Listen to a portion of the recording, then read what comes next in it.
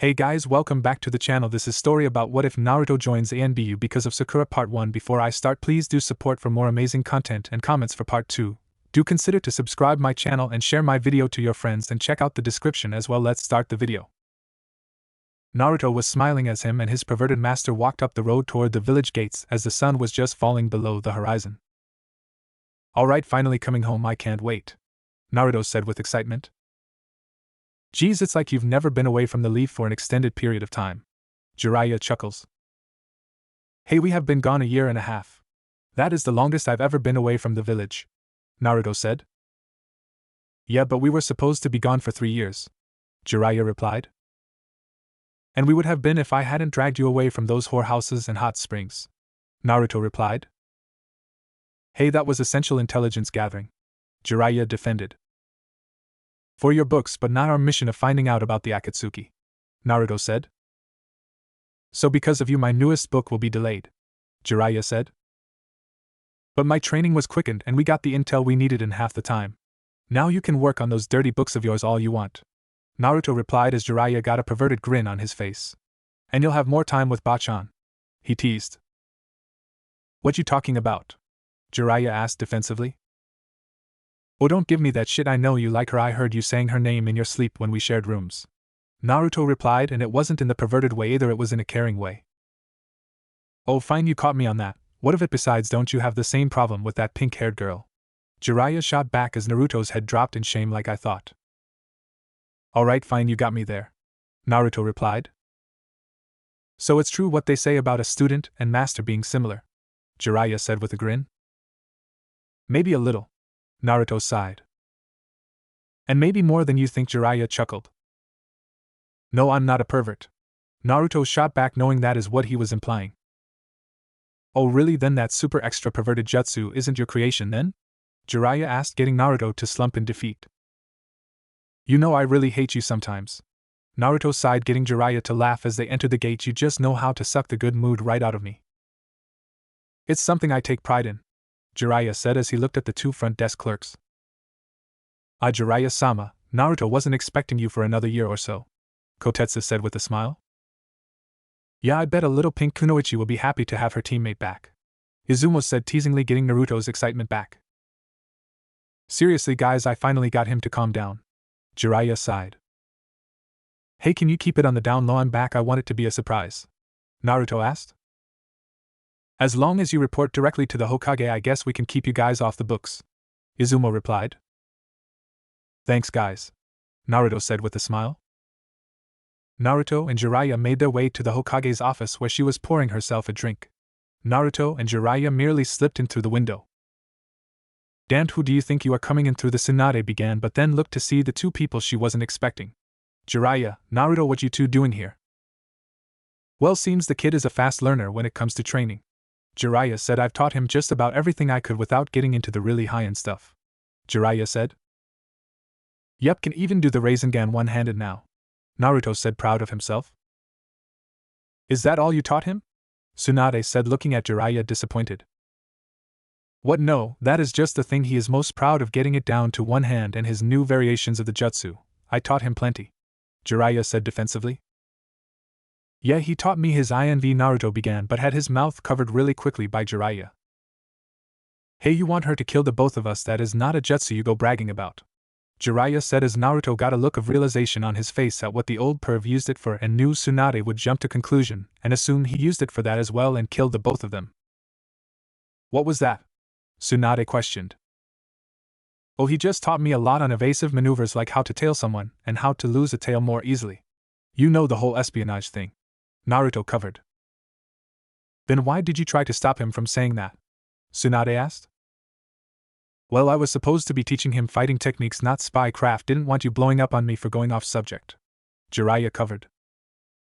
Honestly, I am just happy you didn't turn him into a pervert, Tsunade said. No, still working on that, Jiraiya said with a grin, giving Tsunade a tick mark above her eye.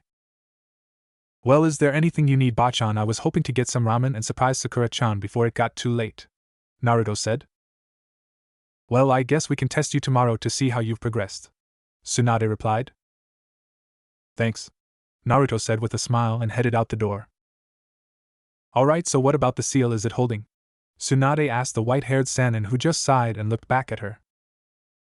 Naruto walked down the street with a grin on his face, heading toward his favorite ramen stand when he passed by the window of the barbecue shop and saw a pink-haired kunoichi. I can go to Ichiraka any time. I'll show up and surprise Sakura here and now, Naruto thought as he grinned to himself and entered the shop and spotted Sakura along with Ino, and he started to head over to their table. As he drew nearer to them, he began to hear their conversation.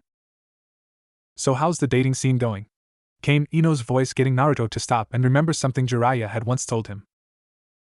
Always gather as much information on a target before you make a move, whether it be in battle or love. Know who or what you're dealing with before you decide to attack or fall back and reassess the situation, came the old pervert's voice as he slid into a booth close enough to hear but still far enough away he wasn't easily seen. You know Sasuke-kun is the only one for me.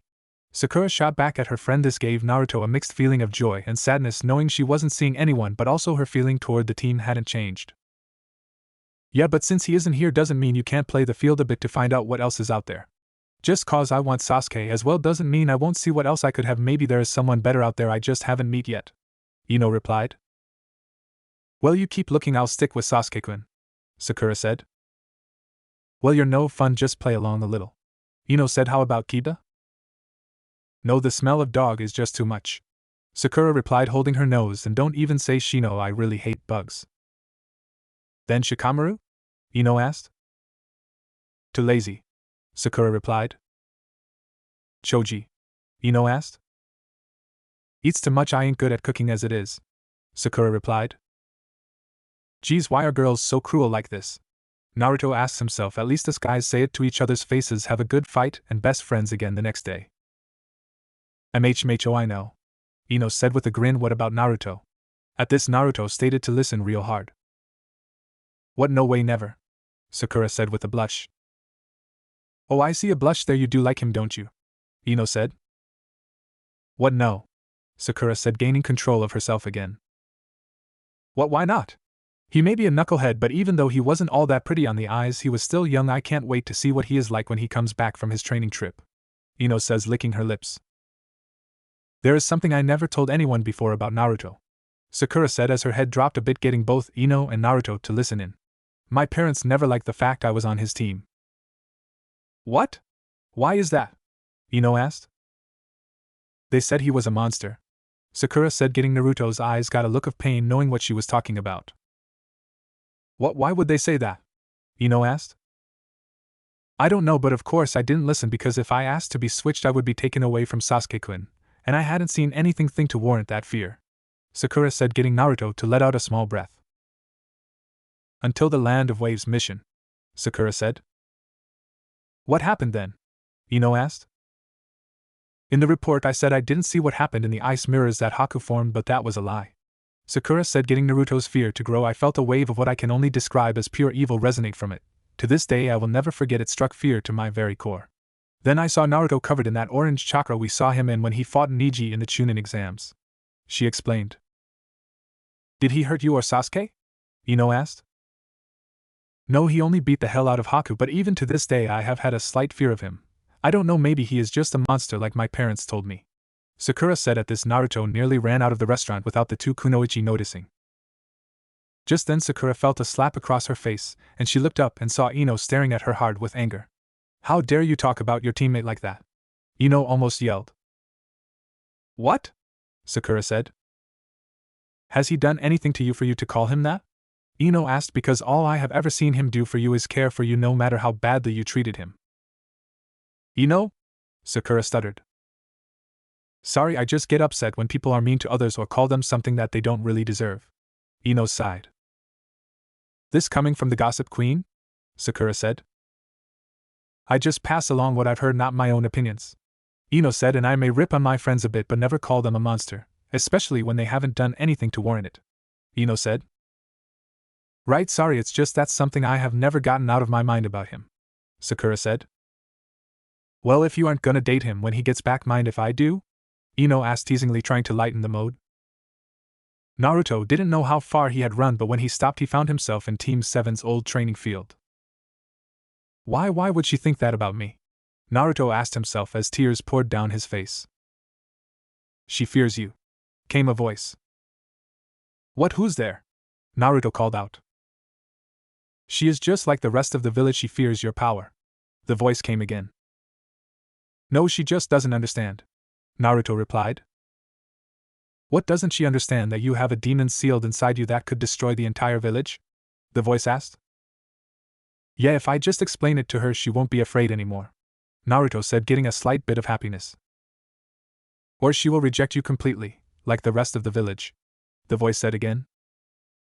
No, she won't do that, Naruto argued.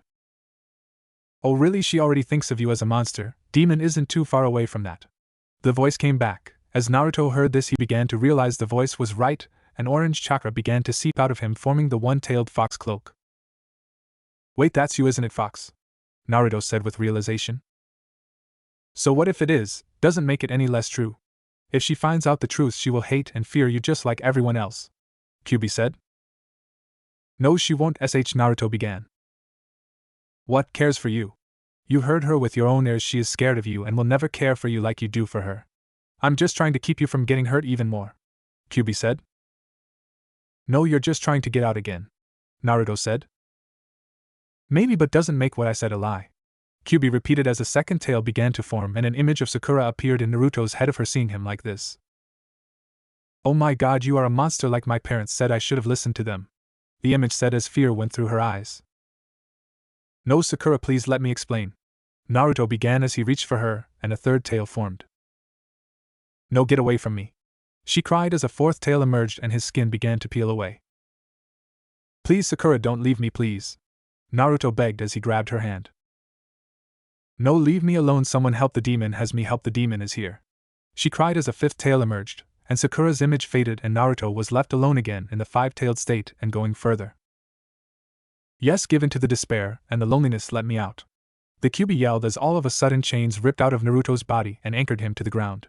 What, no, impossible, the Kyuubi screamed as the demonic energy was drained from Naruto's body and he reverted to normal and slumped to the ground on his knees. However, his hair changed from bright blonde to blood red, fading to blonde tips. Damn, Kyuubi, how dare you try to use Sakura against me like that, Naruto said. But you know I'm right. She is your weakness, especially now, Kyuubi said. He knew the fox was right. She always was his weakness, and to get such an emotional reaction that almost released the Kyuubi on the village again, he knew he had to do something about it. Just then a squad of masked Anbu along with Tsunade and Jiraiya landed in the field to find Naruto chained to the ground. Naruto looked around at all the Anbu, and something hit him. Flashback. Alright, who can tell me what the Anbu are? Iruka asked his class. The best ninja in the village under the direct control of the Hokage, Sakura said excitedly, trying to impress Sasuke with her knowledge. Yes, but why are they the best? Iruka asked. Because they have full control over themselves, mind, body, and emotions. They control it all, not showing any weakness in any aspect, Sasuke said flatly. Yes, they have control over all these and even the hardest one, emotion. If you can control that, you can control the other two easily, Iruka said. End flashback. At remembering that and looking at the Anbu, he knew what he had to do. Who chained him up like this? Tsunade demanded. No one, Lady Hokage. Came one of the Anbu, he was like this when we got here. What? Tsunade asked. They're right, this is the Uzumaki Kekkai Genkai, Jiraiya said while inspecting the chain, getting both Naruto and Tsunade's attention. What, I didn't know the Uzumaki had a Kekkai Genkai, Tsunade said. It is very rare and mostly only the women get it, only been a few documented cases of a male getting it. It is chains, as you see, that are very useful in sealing. It seems they have drained him of the demonic chakra that we had felt, Jiraiya said as he walked up to Naruto. Try retracting them back into your body? Naruto felt the chains in his body and focused on pulling them into himself, and they began to retract into him. Once they were retracted, he stood up and walked over to Tsunade. Bachan, I formally request to be put into the Anbu, Naruto said, looking up at her with now demonic slit red eyes and complete seriousness, and resolve that she could tell meant he wasn't going to take no for an answer. It was late afternoon as Sakura walked back from the main gate on one of her normal duties as Tsunade's apprentice. Why do I have to run these simple errands? Isn't this why she has a secretary? She sighed to herself. Hey, just be happy she isn't pounding you into the ground with her strength training, Ina said.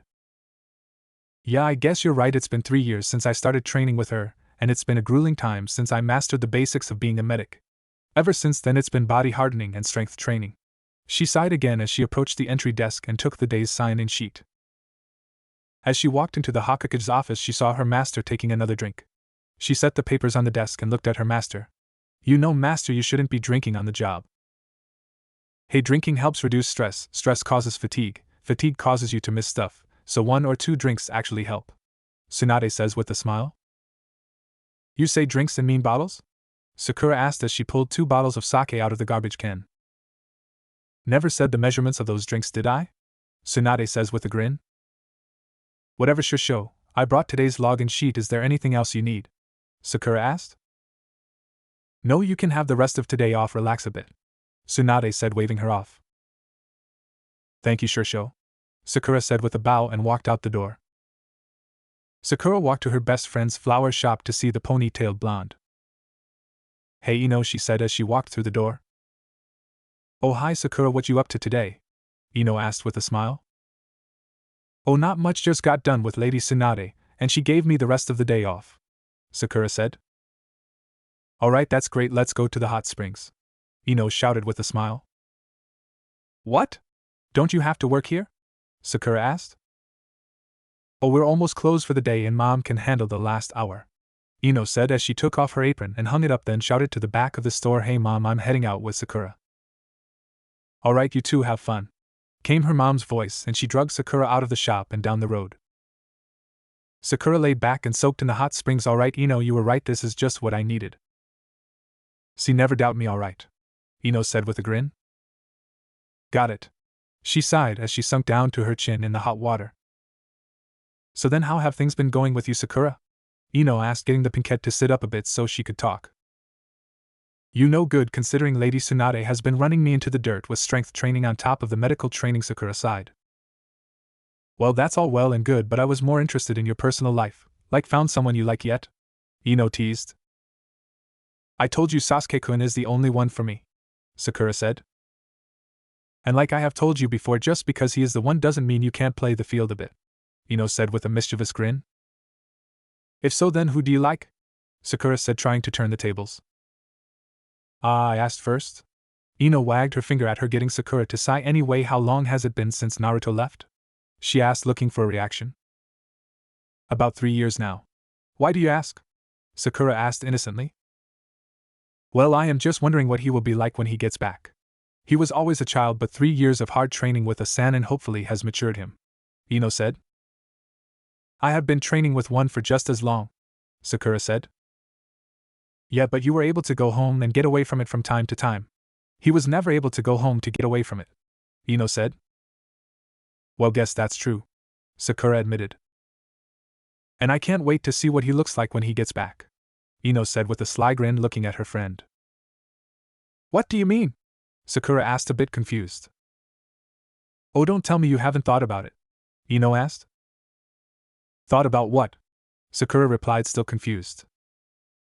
About how hot he must be by now. Seriously, when we were younger he may not have been much to look at. But with his training mindset and his stamina he must be working out that body harder than ever, and the muscles must be forming in nicely, Ino said with a bit drool as she thinks about it. What? Sakura asks in shock as an image of Naruto with no shirt on showing off a hard chest of muscles and six-pack enter her mind. Oh yeah, that's what I'm talking about, come to mama. Ina drooled over the image as Sakura shook her head to get it out of her mind. I'm surrounded by perverts, Sakura said to herself when she remembered something. Besides, he has been with Lord Jiraiya. Granted, he is an awesome ninja and Sannin, but he is also a self-anointed super pervert. The old saying goes, the student and master aren't so different, or something like that, Sakura says with a wave of her hand. Then that would make you a drunk who has no luck? Ino shot back, getting Sakura to slump in defeat. Alright, maybe that philosophy doesn't hold true, Sakura sighs, getting Ino to grin in victory. Besides, would it be so bad if he came back a little perverted? With a body as I image, the knowledge of the greatest adult book writer, and the stamina that has no end, I don't see any downsides there, Ino says with a far-off look in her eyes. Great, I got a pervert for a best friend, Sakura sighs. I'm just kidding, Ino says with a giggle. Besides, he should be coming home soon anyway, and you'll see I'm wrong. Yeah, I hope so, Sakura replies. No, you don't. You hope she is right on the money, Well, I do anyway. Inner replies with a perverted grin. Shut it, Inner. Sakura sighs as she slides further into the water. After a few minutes she feels the water ripple as Ino gets out. She looks over to see Ino getting out of the water and wrapping herself in a towel, but instead of going to the exit she starts heading toward the fence. Ino, where are you going? Sakura asked. Thought I saw something, Ino says as she gets to the fence and squats down and starts to inspect the fence. Just then she begins to hear giggling coming from the fence. Damned, Ino, what are you doing over there? Sakura said as she got up and wrapped herself in a towel, then headed over to her friend. Ino shushed her friend as Sakura saw a little bit of blood dripping from her nose. Then pointed at the hole in the fence. I think I found the perfect man, she whispers as Sakura squats down and looks through the hole. As she looks through the hole, all she can see is the back of a man's head and his arms lying across the edge of the hot springs. He had blood-red hair fading into blonde tips. She then notices an Anbu tattoo on his right bicep. As she looks him over she begins to feel a blush spread across her face. Just then he started to stand up, and she got a glimpse at his toned back side and his well-developed back muscles. Then her eyes made their way up to his shoulders, and to her horror she saw the word demon carved into his back from shoulder to shoulder. The man reached for his towel, and just as he wrapped it around his waist she barely caught a glimpse of something heading straight at her. She jumped back from the hole just as the tip of a kunai plugged it up. Geez, that was close, Sakura said in shock as she stares at the point of the kunai that was deep enough through the hole it could have poked out her eye. Well, guess guys don't like being peeked on any more than we do, Ino said, but it was totally worth it to see that. Guess I know why they do it now, she said with a grin. Can you be any more perverted? Sakura asked as Ino got up. Hey, maybe if we hurry we can catch him in the lobby, Ino said as she got up and almost sprinted off to the exit. Ino, wait up, Sakura whined as she chased after her friend. They quickly got dressed and headed out to the main lobby, and looked around. Ino then went to the front desk and asked, has anyone come out of the male bath? No, nobody has come out of there, the clerk replied. Alright, so we didn't miss him, Ino said as Sakura sighed. Was there ever anyone in there? Sakura asked the clerk. No, no one has been in or out of the male's bath since you two have gotten here. Why was someone spying on you from there? The clerk asked with a bit of anger, looking at the male bath door. No, we just had a bad feeling, that was all, Sakura said, more like the other way around, she said to herself as she grabbed Ino's arm and dragged her away from the bathhouse. Okay, that's weird, I know we saw him. How did he get in and out without the clerk seeing anything? Ino asked. Did you not see the Anbu tattoo on his arm? Sakura asked. What? Ino asked, confused. There was Anbu tattoo on his right bicep. So he could have easily snuck in and gotten out without anyone noticing. Either that or he told the clerk to not let anyone know he was there. That is what they do, Sakura said. Well, looks like Little Miss I'm Not a Pervert was looking closely at that body of his now, weren't you? Ino replied in a teasing tone. Oh, shut up, you were the one who tricked me into looking, Sakura said as Ino began to walk off and Sakura followed her. Well, when you found out you didn't look away, did you? Ino asked as Sakura blushed, realizing she was right, and just followed in silence, thinking about what was carved into his back. Who are you and why did someone do that to you? She thought as she followed Ino and headed home. But unknown to them there was an Anbu sitting in a tree above them in silence, merely shaking his head before jumping off into the night. The next day Sakura was called into the Hokage's office. When she walked in she was confronted by Kakashi, Temari and Ino. Kakashi-sensei, haven't seen you in a while, Sakura said, seeing her old sensei. Yeah, I have been helping train up some new Anbu, Kakashi replied, rubbing the back of his head as he lowered his book. Good, you're here, we can begin this briefing, Tsunade said as Sakura walked up to the desk. This morning we received word that the Sand Village was attacked. At this Ino and Sakura went wide-eyed. And the 5th Kazekage has been captured. What? Why? How? Sakura asked in shock. We believe it was a group known as the Akatsuki, who are hunting down the tailed beasts. Tsunade explained, the Sand has requested assistance from us, and you are the only ones available to go. I would have left as soon as I had heard, but Lady Tsunade said she would gather a team to assist, so I waited, Temari added. Yes, now your mission is to go and assist in the search for Gaara. Also Kankuro the Kazekage and Temari's brother has been severely poisoned and needs you to heal him, Temari said. Yes, Shusho, when do we leave? Sakura asked. Once this briefing is done, go gather what you will need for this mission and head out immediately, Tsunade said. She then looked at Temari. I wish I could send more support, but we just have everyone that would be of use already on mission, but as soon as a team becomes available I will send them. Thank you, Lady Hokage-sama, Temari replied. Alright, get to it then, Tsunade said as they all left the room. After a few moments she saw a shadow began to fidget, and she sighed and merely nodded as it disappeared. Sakura and the team had been going full speed to make it to the sand by nightfall, and she began treatment on Kankuro. After making a few antidotes for the poison and getting an hour's rest from the run and surgery, they were off again in search of Gaara along with the elder Lady Chiyo. They were currently following Pakun through the woods. After a while they came to a canyon with a river and a cave covered by a huge stone.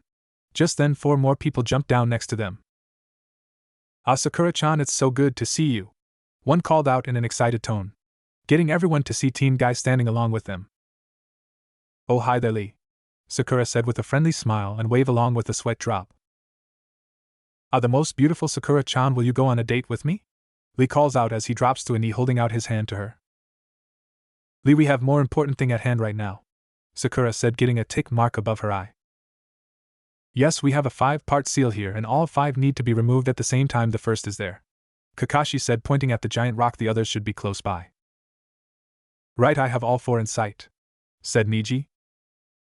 Yash, I'll be the first to get to mine in the name of my love for Sakura. If I do not, I'll do a 300 laps around the village while doing squat thrusts, Lee said excitedly as he shot up and ran off.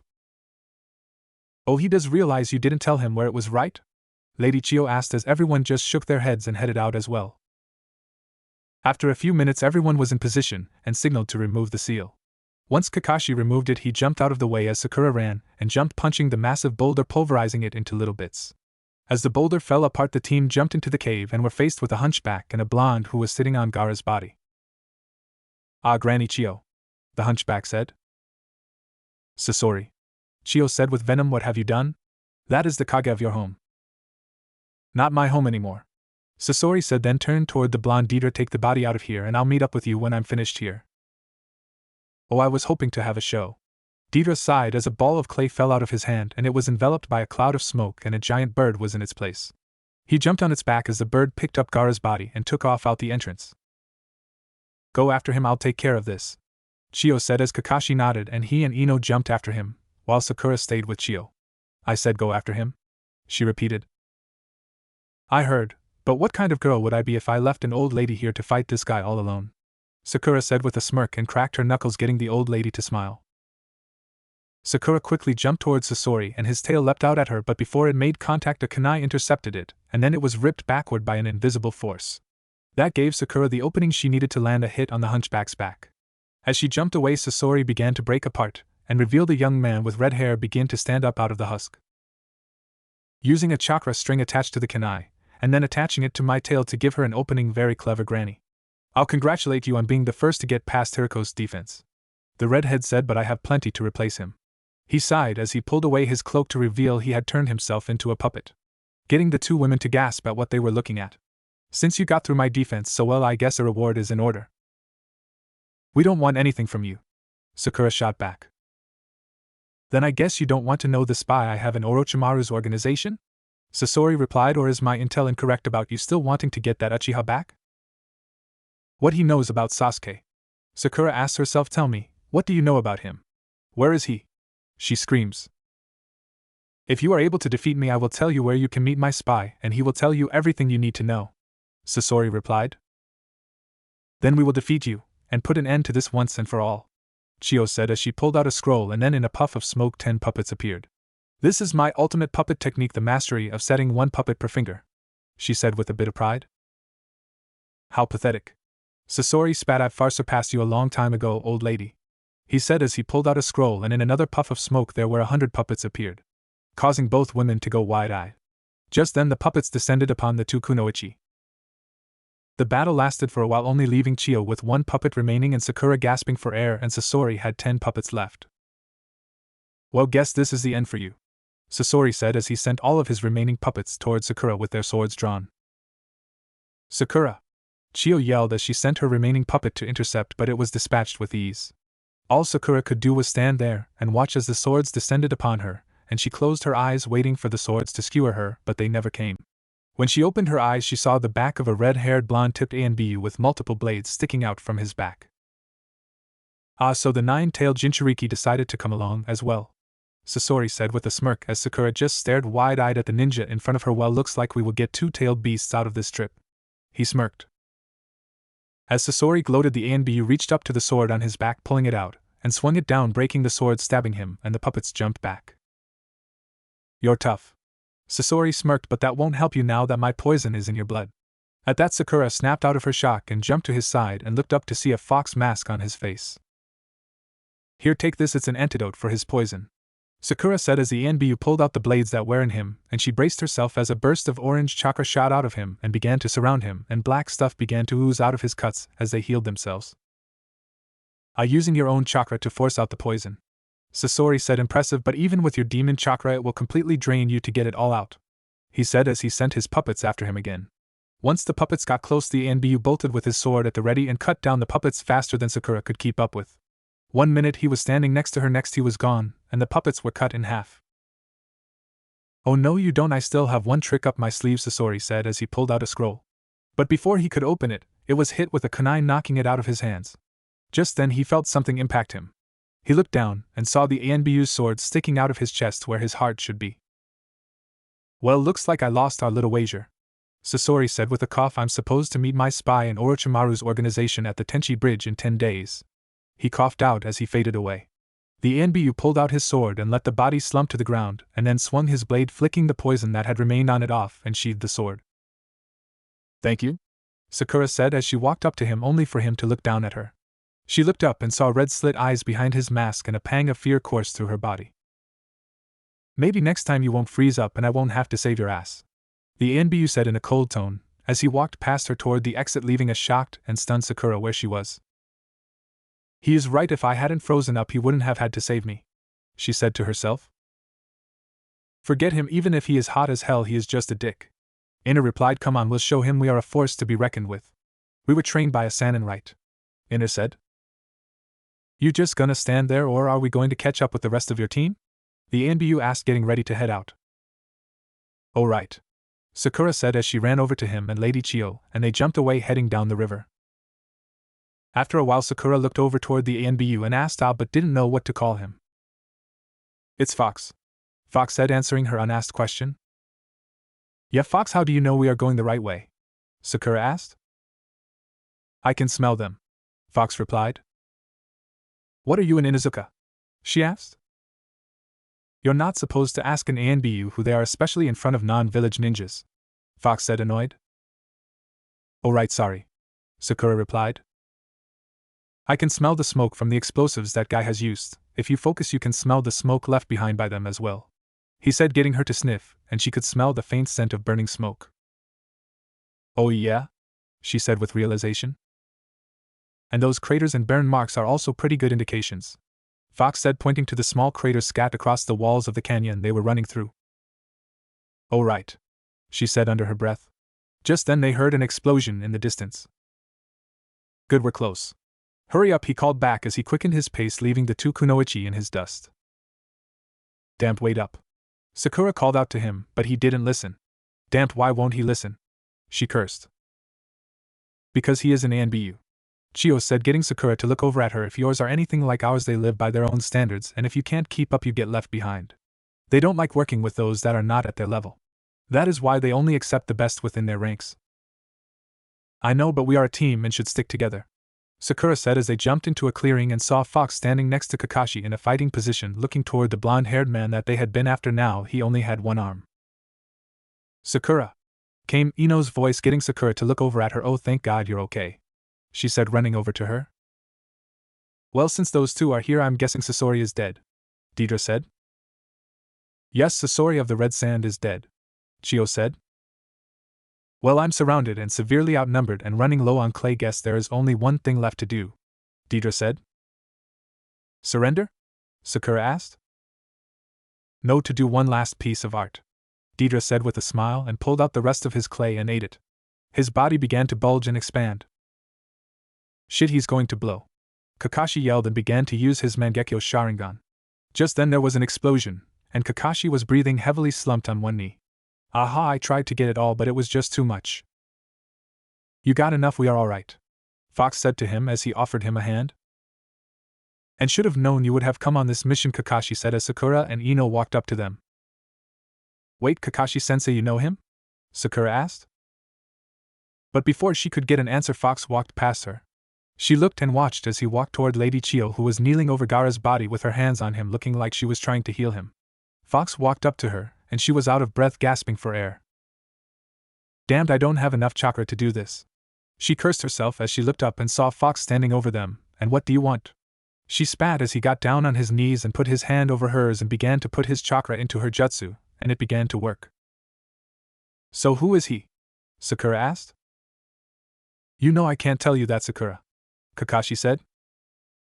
I know, but there is just something about him that is nagging at me, I just can't quite place it, Sakura said as they began to walk over to them, and Chiyo's hands stopped glowing and she fell to the ground. Sakura ran over to and began to try to heal her, but she quickly found out she was dead. That was when Gaara began to stir and sit up. What happened? Gaara said as he looked around confused. Lady Chiyo gave her life so you could live on, Fox said as he held out his hand to help him up. She will be remembered and honored, Gaara said as he stood all the way up. Gaara-sama, came two high-pitched voices as two girls jumped and hugged him. That was when they noticed the group of sand ninjas standing in front of them. Kazakage-sama, you're all right, they all said as they ran to him and began to throw him up into the air with joy as the leaf ninja watched. Hey Sakura, isn't that the guy we were spying on in the hot springs? Ino whispered to Sakura, getting her to tense up as she looked over at him from the back and realized it was the same hair and tattoo. Oh my god, it is him, Sakura said to herself. Well, maybe this means we'll get to see him more often, Ino said with an evil grin, and even if he does have a demon inside him, he isn't too bad, especially on the eyes. At this her eyes bulged in realization at remembering that Sasori had called him the nine-tailed Jinchuriki. As she was having this conversation with herself, Ino was on the outside trying to talk to her but was getting no response. She then looked over and saw Fox was walking over to Kakashi, and she decided to see if she could find out anything more about this mysterious man. Hi there, Ino said as she walked up to the two, only for Fox to look at her for a second, then back to Kakashi. I'll be heading back to the village then, Fox said to the silver-haired Jonin. Did I just get ignored? Ino asked herself. Hey, I'm talking to you, Ino shouted. No, you're interrupting our conversation, Fox said, looking at her with a glare. Now, Fox, calm down, she is just curious, not every day an Anbu comes along on a mission, Kakashi said. Very well, Fox sighed as he dropped the glare. Like I said, I'll head back to the village and give the Hokage my report. It may take us a while, I had to use that technique too many times and feel really weak, Kakashi said. Yeah, I feel a bit drained as well, had to use a lot up myself, Fox said as he pulled out a solider pill and put it in his mouth under his mask. You know, those are for just quick fixes, not to be too heavily relied on, Kakashi said. It's enough to get me back, so I'll see you later, Kakashi-sensei, he said as he jumped away. At hearing that, Sakura broke out of her little argument and went over to Kakashi. Did he just call you sensei? Yes, that is why you haven't seen me around lately, is because he is one of the new up and coming Anbu and they wanted me to train him, Kakashi said. Oh, alright, that makes sense, Sakura said. Never knew you were such a big shot within the Anbu, they would call you back to train a new one. Well, I was one of the best Anbu captains in the village till the third made me your Jonin instructor, Kakashi said, getting the two girls to look at him in shock. And you never truly leave the Anbu, they can always call you back if you're needed. And is that why you were chosen to train our village's Jinchuriki? Sakura asked, getting Kakashi to look at her in shock. How do you know about that? Kakashi asked with shock. Sasori called him the nine-tailed Jinchuriki during our fight, Sakura said. Wait, Jinchuriki are those people you and Lady Chiyo were talking about earlier, who have a tailed beast in them like Gaara, right? Ino asked. Yes, Kakashi said, but don't hold that against him, he is really a good guy at heart. I wasn't going to. He saved my life against Sasori. I would just like to see him again to thank him for saving me, Sakura said. Yeah, that sounds like him, Kakashi said with a bit of a smirk as Guy's team landed not too far from them. And don't mention that to anyone but the Hokage, it's an S-rank secret, Kakashi whispered, getting the two kunoichi to nod their heads as Guy's team walked up to them. I need to find out who he is, Sakura said to herself as they all headed back to the hidden sand village.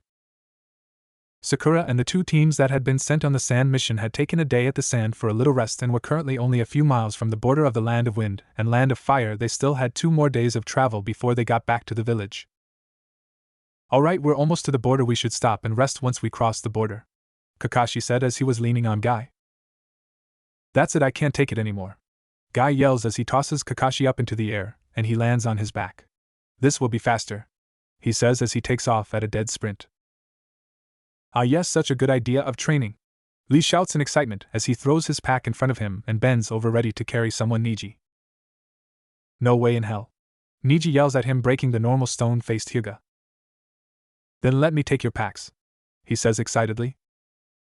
Fine, if it will get us out of taking a piggyback ride from you, Niji said as he tossed his pack on Lee's back, as did everyone else. Now to catch up with Guy-sensei, Lee yelled as he shot off after his sensei. They do realize we were going to rest for the night, right?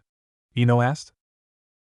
Yeah, once they get like this there is no changing their minds, Niji said as he shook his head. Let's just catch up with them, he said as he jumped after them. Welcome to our world, Ten said as she followed them. Great, I was hoping to get some sleep, Ino whined. Stop complaining and come on, Sakura said as they followed after them. After another day of straight running, it was dusk as the two teams came to the village gates. Alright Guy, you take Kakashi to the hospital, I'll let the Hokage know we're back, Sakura said as she broke off from the group. As she rounded the corner to the Hokage's office, she began to hear voices coming from the office. She silently walked to the door and peeked through the crack in between the two doors. Are you sure? Tsunade asked. Yes, Hokage-sama, he said in 10 days that he is supposed to meet his contact within Orochimaru's organization. Sakura saw the back of the Anbu who had saved her. That was 3 days ago, so we have 7 to organize a team to get over there, and that is what your apprentice is about to tell you once she is done peeping on us. At this, Sakura froze up, realizing she was caught, and walked in. Hi Tsunade Shursho, Sakura said as she walked in awkwardly, seeing the Fox Anbu glaring at her. You know it is dangerous to spy on an Anbu, Fox berated, and I'm not only talking about when they are giving a report, he said, intensifying his glare. Ah shit, he knows it was us, she thought to herself. Ah damn, now he thinks we're perverts and won't go out with us. Inner cries. If that is all, ma'am, I will take my leave, Fox says as he shins out of there. I won't ask about what he was talking about. All I'll say is you have to be more careful, especially around Anbu. You may be my apprentice, but spying on a report by an Anbu, they have every right to kill you for that, Tsunade said. Yes, I'm sorry, Shursho, Sakura replied, bowing. It's alright, if he was going to kill you he would have done it, Tsunade replied, waving it off. So I have his report, but I want to hear your side of it. Yes, Shursho, Sakura said as she began to give her report, then got to the part where the Anbu had jumped in front of the puppets protecting her. And I froze up and he jumped in the way of the blades protecting me from them, Sakura said after a held breath. Then he quickly dispatched the rest of the puppets and killed Sasori after forcing out the poison with his own chakra. Well, he does have an absurd amount of it, and his control of it is also significant, Tsunade replied. And after he defeated Sasori, that is when he told us about his meeting with his mole, Sakura said, then finished the rest of her report. Very well, I'll get a team set up to go investigate this lead, Tsunade replied. Go get some rest, come back tomorrow at 1700. Yes, ma'am, Sakura said as she turned around and walked out of her office. Well, looks like it's time for you to officially come back, Tsunade said to herself. After relaxing most of the day, Sakura was heading to the Hokage's office with a big grin on her face, knowing they were one step closer to finding her lost teammate. She only wished her other teammate was there to share in the joy. You miss the excitable idiot, don't you? Inner asked. Yeah, it's been so long since I've seen him. I wonder how much he's changed and how strong he's gotten, she replies. Yeah, I wonder what he looks like now, Inner said with a mischievous grin. No, not like that, he is a teammate and a close friend, Sakura replied as she entered the Hokage building. Who says we can't get close to our close friends? Inner replied. I'm not having this conversation with you again, Sakura said to her inner demon as she walked into the Hokage's office. You wanted to see me, Shursho? Sakura asked as she stood in front of her desk. Yes, I found the first member of the squad that will be going with you to the Tenchi Bridge, Tsunade asked. And I don't like it one bit, came a familiar voice, causing Sakura to turn around and see Fox leaning against a wall in the shadows. He then pushed off the wall and walked up next to her. Just to tell you I'm against this, I say give me an Anbu squad and we will get him. Yes, I have noted your suggestion, Tsunade said, getting a tick mark on her forehead. And I believe you two have the best chance of success in bringing Sasuke back. The two of us? Sakura thought to herself as she looked at Fox. Who is this guy? Oh, I didn't miss it, did I? Came another voice, causing Sakura to turn around and see Jiraiya sitting in the open window. Lord Jiraiya? Sakura asked in shock. If you're back, then that means she began, then looked over at Fox with shock. Fox, I am removing you from ANBU status to return to normal ninja forces. Now remove your mask, Tsunade said as Fox grumbled and his demonic slit eyes closed, and he removed the mask, revealing the face of a young man with whisker marks. Then he opened his eyes and she saw those sky blue eyes. However, now instead of the joy they normally held, they were cold and lacked anything she could recognize from when they were kids. Naruto? Sakura asked in shock. Who did you expect? Naruto asked, putting his mask on his belt. You're back? You're an ANBU? Sakura asked in shock. Wow, nothing gets past you, he retorted sarcastically. But when? How? How long have you been back? Sakura asked, still as shocked. About 1.5 years, Naruto replied. What, 1.5 years? She asked, shocked. Is there an echo in here? Yes, I got done with my training with the old perv in half the time it was supposed to take, Naruto shot back. But why did you join the ANBU and not come back, and not tell me you were back? Sakura asked. I have my reasons, Naruto said, and seriously, if this is how she is going to be, I seriously doubt she is up to par to be teamed up with me, he said, looking over at Tsunade. What? Oh no, he didn't just insult us, Iner yelled in her head. Oh, you don't think I'm up to snuff? Sakura asked as killing intent was radiating off of her. Then having a little spar with me won't be any problem, she offered as anger filled her voice as she clenched down on the chair that was next to her, breaking the backrest with her grip alone. Sure, why not? Naruto sighed, brushing off her killing intent as if it was nothing, and turned and headed to the door. I'll meet you in training area 7. Right behind you, she said evilly. Well, I can see she picked up those anger management issues from you. Jiraiya chuckled with a hint of fear as he turned toward Tsunade, who was glaring at him. Well, let's go see how our students have grown, shall we? Jiraiya said, jumping out the window before Tsunade could get a hold of him. The 4 of them were now standing in the open field of the training area. However, instead of the standard ANBU gear, Naruto was wearing a black flak jacket over a black long-sleeved shirt with orange shoulders that turned into strips along the arm, with black fingerless gloves, as well as black combat pants that had a strip of orange going down the side, and instead of the standard ANBU sword, he had one with black and orange weave around the handle across his back. When did you get changed? Sakura asked. I shot back to my place, changed over, then came over here. Since I'm no longer on the ANBU roster, can't be walking around in their gear, can I? Naruto asked. Alright, you ready? Sakura asked as she got into a fighting pose as he just shrugged. Alright, if you two are ready, begin, Tsunade said as Sakura shot straight at him, and he merely jumped away, causing her to punch the ground, leaving a huge crater. Well, seems you've increased your strength, Naruto replied dryly. Oh, and that isn't the only thing I've increased, Sakura said as she charged at him. As she did this, he put his hand in his weapons pouch, causing her to stop in her tracks to see what he was pulling out. But instead of pulling out any weapons, he pulled out a small green book. The hell are you doing? Sakura asked. Reading, Naruto replied as if it was obvious. Why, we are in the middle of a fight, Sakura shot at him, getting her angrier as she gets a look at the title of the book, Ika Tactics. To find out what happens, of course, Naruto replies as Sakura goes into a rage and charges at him, swinging and yelling. How dare you read that smut while in front of me, let only while in the middle of our fight where I'm trying to show you how much I've grown, she yelled as she swung but never touched him.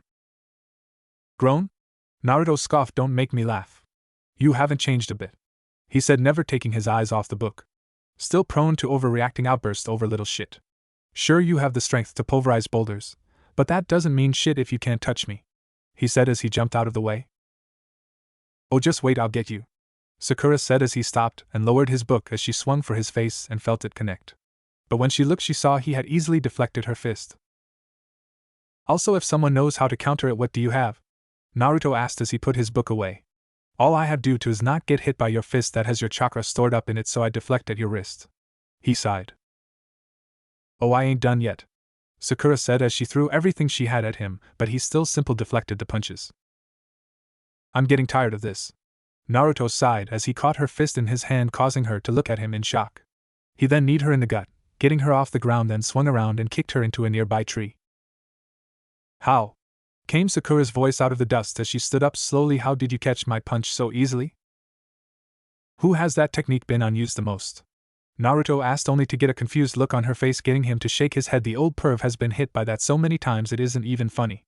Only an idiot would be hit by the same attack that many times and not figure out how to counter it, and he then taught it to me knowing you would be trained in the same way, he said, getting both Sakura and Tsunade to go wide-eyed and Jiraiya to start inching away from the blonde.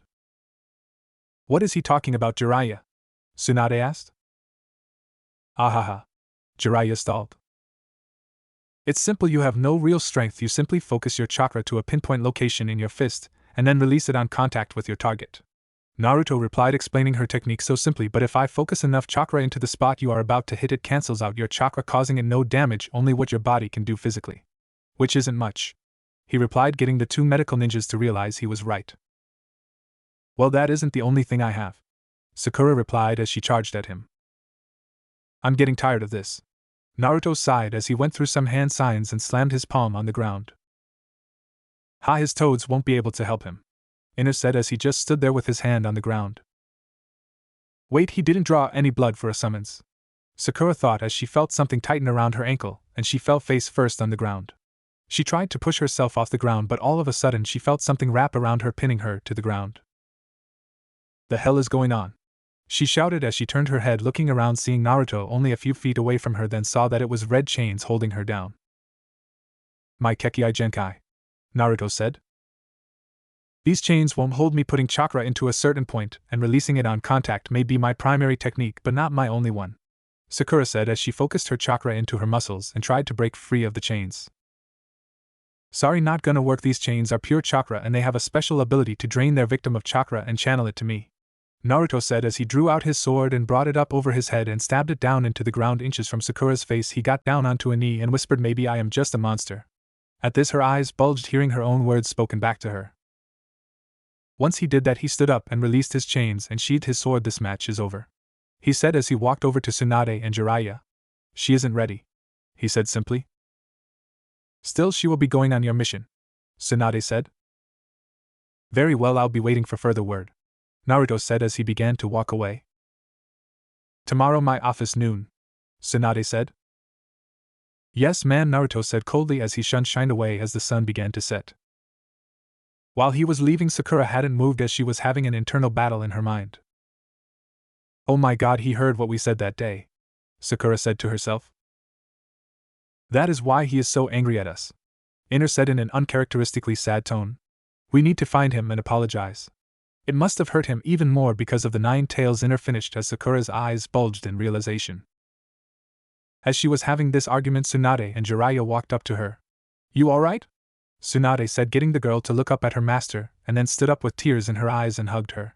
Don't worry, it's alright, don't beat yourself up about it, you did good, he is one of our top Anbu, Tsunade said, trying to comfort her. Yeah, he can even go toe-to-toe with me now, Jiraiya said, trying to help and cheering her up. That's not it, Sakura said through tears. I called him a monster, she sobbed, getting a confused look from the two Sannin. What do you mean you called him a monster? Tsunade said. Over a year ago I was having dinner with Ino, and he came up in the conversation, and then I called him a monster to her. She cried, getting the two elders to look at each other. He must have overheard me because he repeated back those words to me just now, she cried. Oh, it's okay. Tsunade hugged her tighter. You'll get through this. He will get over it. No, I said such mean things not knowing what he was back then, Sakura sobbed. What do you mean what he was? Tsunade asked. That he has the 9-tailed fox in him, she sobbed. How do you know about that?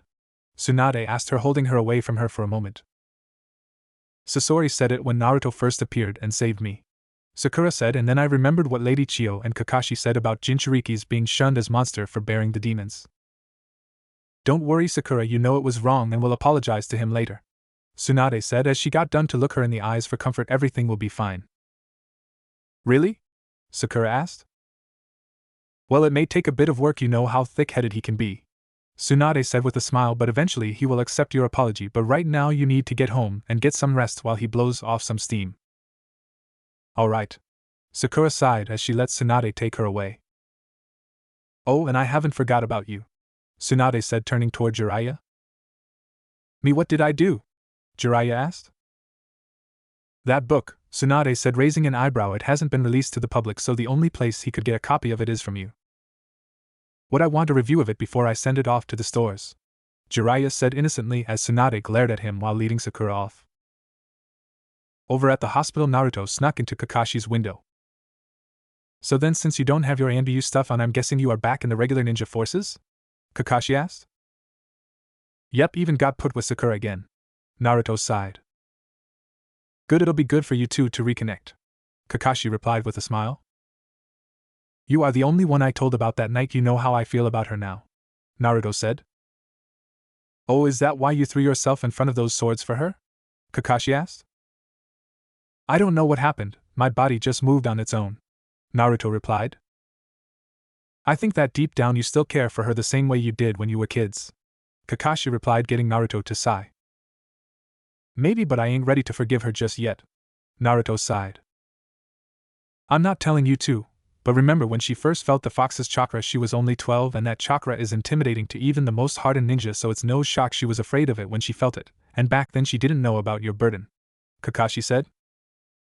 Yeah, and now that she knows I'm Fox and Sasori called me out on being the nine-tailed Jinchuriki right in front of her, it won't take long for her to figure it out, Naruto sighed. Maybe it's a good thing, Kakashi said, getting Naruto to raise an eyebrow at him. I'm just saying now that she knows it will be easier for her to understand your burden better, and maybe help you with it, Kakashi said, getting him to shrug a bit. And now that you got beating the hell out of her out of your system, let her try to make up for it. How did you know I beat the hell out of her? Naruto asked. Come on, I've known you two since you were genin, and you have always spoken best through your fists, and she not as much, but she also does as well, Kakashi said, causing Naruto to sigh again. One of these days you gotta tell me why you are so good at this psychiatrist shit, Naruto said as he walked toward the window. Personal experience of loss before acting on it. Also, I tried to do the same thing you have been doing, Kakashi sighed, trying to bury your emotions within the Anbu. It doesn't work, trust me. He finished, getting Naruto to stop at the window and a sullen look to go across his face. Oh, almost forgot, brought you a present, Naruto said as he walked back to Kakashi's bed and pulled something out of his weapons pouch and held up a little green book that caused Kakashi's eye to nearly bulge out of his head. Is that? Kakashi asked. Yep, an advanced copy of Ika Tactics before even the review staff gets their hands on it, Naruto replied as he set it on the bedside table. It's really good, probably the best one yet. So since you were so helpful with training and everything else, I'm giving it to you as a get-well-soon present, he said as he walked back over to the window. But I can't move my body at all, Kakashi says. How am I supposed to hold it to read it? What's the point of getting a get-well-soon present if you can use it before you get well?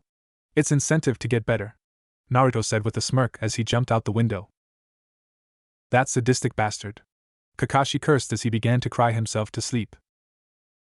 Tsunade was letting Sakura lean on her as she guided the half-asleep Kunoichi toward her home, when Ino came around the corner. Oh hi Hokage-sama, Sakura Ino said in a cheerful voice, but as she got closer she saw Sakura was out of it. She also looked like she was beat up pretty bad and her eyes were puffy like she had been crying. What's wrong with Sakura? She asked in a concerned tone. She just overdid it in a sparring match, Tsunade replied. With who? Ino asked. I know it wasn't you because you have a strict rule of 2 days off before training again after a mission like the one we just had. Also, a fight with you wouldn't make her cry and cause her eyes to puff up like that. Well, you see, Tsunade said, trying to find a cover story. Naruto, I'm sorry Naruto, please forgive, Sakura said in a dreamlike voice. What about Naruto? Ino asked, looking at Tsunade, who had the face of someone who was caught with her hand in the cookie jar. Alright, Naruto is back and had a spar with her. Things got heated, and he went a little overboard, Tsunade replied. No, the Yamanaka clan can sense deceit easily, making them one of the best interrogation specialists in the village. Nothing she said was untrue, just not the whole truth. What, Naruto's back in the village? Ino asked. Yes, he is, and he just went a bit overboard with the spar and that was it, Tsunade repeated.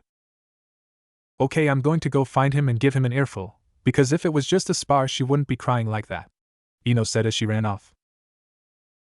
Ino ran around the village looking everywhere for the blonde to no avail. She was about to give up when she spotted the long blackish-blue hair of a certain Hyuga. "Hey Hinata?" Ino called out, causing the Hyuga heiress to turn around. "Oh, hi there, Ino. How are you doing?" Hinata asked. "Alright, but I need your help," Ino replied. "Okay, but with what?" Hinata asked, a bit confused. "Use your Byakugan to find Naruto," Ino said. "Wait, Naruto-kun?" Hinata stuttered. "He is back?" "Yeah, Lady Tsunade just told me he had a fight with Sakura. Now I'm going to see what it was all about," Ino explained. "They had a fight?" Hinata asked, getting a little excited, thinking that he finally got rid of his crush for her and made an opening for her to slip into. "Yeah, he made her cry, and I'm going to see why," Ino replied. "Now get to the finding already." "Right," Hinata said as she activated her Byakugan and began to search. "There he is," she exclaimed. "Are you sure?" Ino asked. "Yes, his chakra has changed slightly, but that is him, I'm sure," Hinata replied. "Alright, let's go," Ino said as they headed out toward Naruto. They jumped from rooftop to rooftop and finally landed a little ways away from him. "Alright, where is he?" Ino asked, looking around. "Right there," Hinata said, pointing to a man with blood-red hair fading into blonde. As soon as she saw where she was pointing, she shot over to him without looking too closely at him. "Well, hello, Ino, Hinata," Naruto said as they came up to him. "Thought I felt someone looking at me with a Byakugan," he replied. "Wait, you could tell I was looking at you?" Hinata asked with shock. "You weren't really trying to suppress it in any way," Naruto replied. "Anyone who knew what to feel for could sense it." "You could feel me?" she asked, going red and fainting. "She still does that?" Naruto asked, pointing at her. "Well, you've been gone for 3 years, so yeah, apparently." Ino sighed. "But that isn't why I'm here," she said as Hinata began to pick herself off the ground. "And why are you here trying to peep on me in the hot springs again? But with Hinata instead of Sakura this time?" Naruto asked, causing both girls to go red. "Nana, Naruto-kun in the hot springs," Hinata said as an image of Naruto in the hot springs entered her mind, and she passed out again. "What?" Ino asked in shock. "How did you know we were there and it was us?" "Well, first think about who my master is," Naruto replied and paused for a second. "Because of him I know where every peephole in Fire Country is, as well as most of the rest of the countries. Don't even get me started on Land of Hot Water." "Yeah, well," Ino stuttered, "but no, that isn't why I'm here." "Then what?" Naruto asked as Hinata woke back up and got up. "It's Sakura. You made her cry because of your spar," Ino replied. At this his eyes lost any kind of kindness that were there and killing intent began to resonate off of him. "And I'm supposed to care?" Naruto replied. "Well, she is your teammate and friend," Ino said, holding back from trembling. "What is wrong with him?" Hinata asked herself as her knees began to shake just being in Naruto's presence. "This isn't the Naruto-kun I know, not the one I fell in love with," she said to herself. "I'll give you credit, not many can stand up to my killing intent and still hold firm like that," Naruto said with a smirk that sent a chill down both Kunoichi's spins. "But next time you come to chew me out for something, get the whole story," he said as he turned around. "As for me, I'm going to get a drink," he said as he headed toward the open door of a bar. "Hey, wait, you're only 16, you can't drink. Even if you're a ninja and underage, genin still can't drink," Ino shouted as she ran after him as he walked through the door. "Haha, genin, that's cute," Naruto said as Ino and Hinata walked through the door after him, but instead of being in a bar, they were walking out the door of the bar they had just tried to enter. "What the hell?" Ino asked as she looked around and turned around and tried to get in again, but only to have the same results. "Okay, seriously, what the hell?" Just then 2 guys walked out of the bar, one with blonde hair and another with black hair and white eyes of the Hyuga. Shugo-kun?" Hinata said to the Hyuga that was walking out, who looked over at her. "Oh, Lady Hinata, what are you doing here?" Shugo asked, a little shocked. "You shouldn't be in this part of town." "But my friend went into that bar and we are trying to follow him, but can't," Hinata explained, getting the two to look back into the bar. "And you won't be able to," Shugo said. "What, why not?" Hinata asked. "Because there is a genjutsu on the place, only people with the proper seal can get in," Shugo explained. "What seal is that?" Ino asked. "This one," the blonde that was with him said as he pulled up his sleeve showing an Anbu tattoo. "That is an Anbu tattoo," Hinata said as things began to fall into for Ino place as she thought about the past couple of days. The tattoo on Naruto's arm when she saw him in the hot spring, the fox Anbu having the same hair as Naruto had now. My god, he is Ino began but had her mouth covered by the other blonde that was with the Hyuga. If you're following the person I think you are, just drop it. He doesn't like people tailing him, let alone knowing he is even here, the blonde said. You mean Naruto-kun is AAA? Hinata began but couldn't finish looking at the other Hyuga. I'm sorry my lady, I can't confirm or deny who is or isn't, Shugo said. Well, since we just watched him go in that bar, it's pretty obvious, Ino said. Sorry, but allow me to escort you home, Lady Hinata, Shugo said as Hinata followed him away. And Inoichi would kill me if he found out I found you in this part of the village at this time of day, and just left you here, the blonde said as Ino got a better look at him and realized he was from her clan, a distant cousin or something. Fine, only cause I know you tell my father, and he would raise all sorts of hell. Ino sighed, so just let us not tell him where you found me. My lips are sealed, the man said as he led her away. Naruto, what happened to you? Ino thought as she glanced back at the bar and walked away. Naruto sat in the bar with a drink. Thanks guys, he mumbled as he drank his drink. Sakura walked into the Hokage's office at noon. Her eyes were still puffy and red from crying most of the night. As she walked into the office and saw Naruto standing in front of the desk with his arms crossed, just giving her a hard look. Ah, good you're here, Tsunade said as she saw her apprentice walk in. Ah yes, sure, she said, getting Naruto to turn around and look at Tsunade as she walked up next to him. I wanted to inform you I've selected new team members for this mission to recover Sasuke, she said, getting both of their attentions.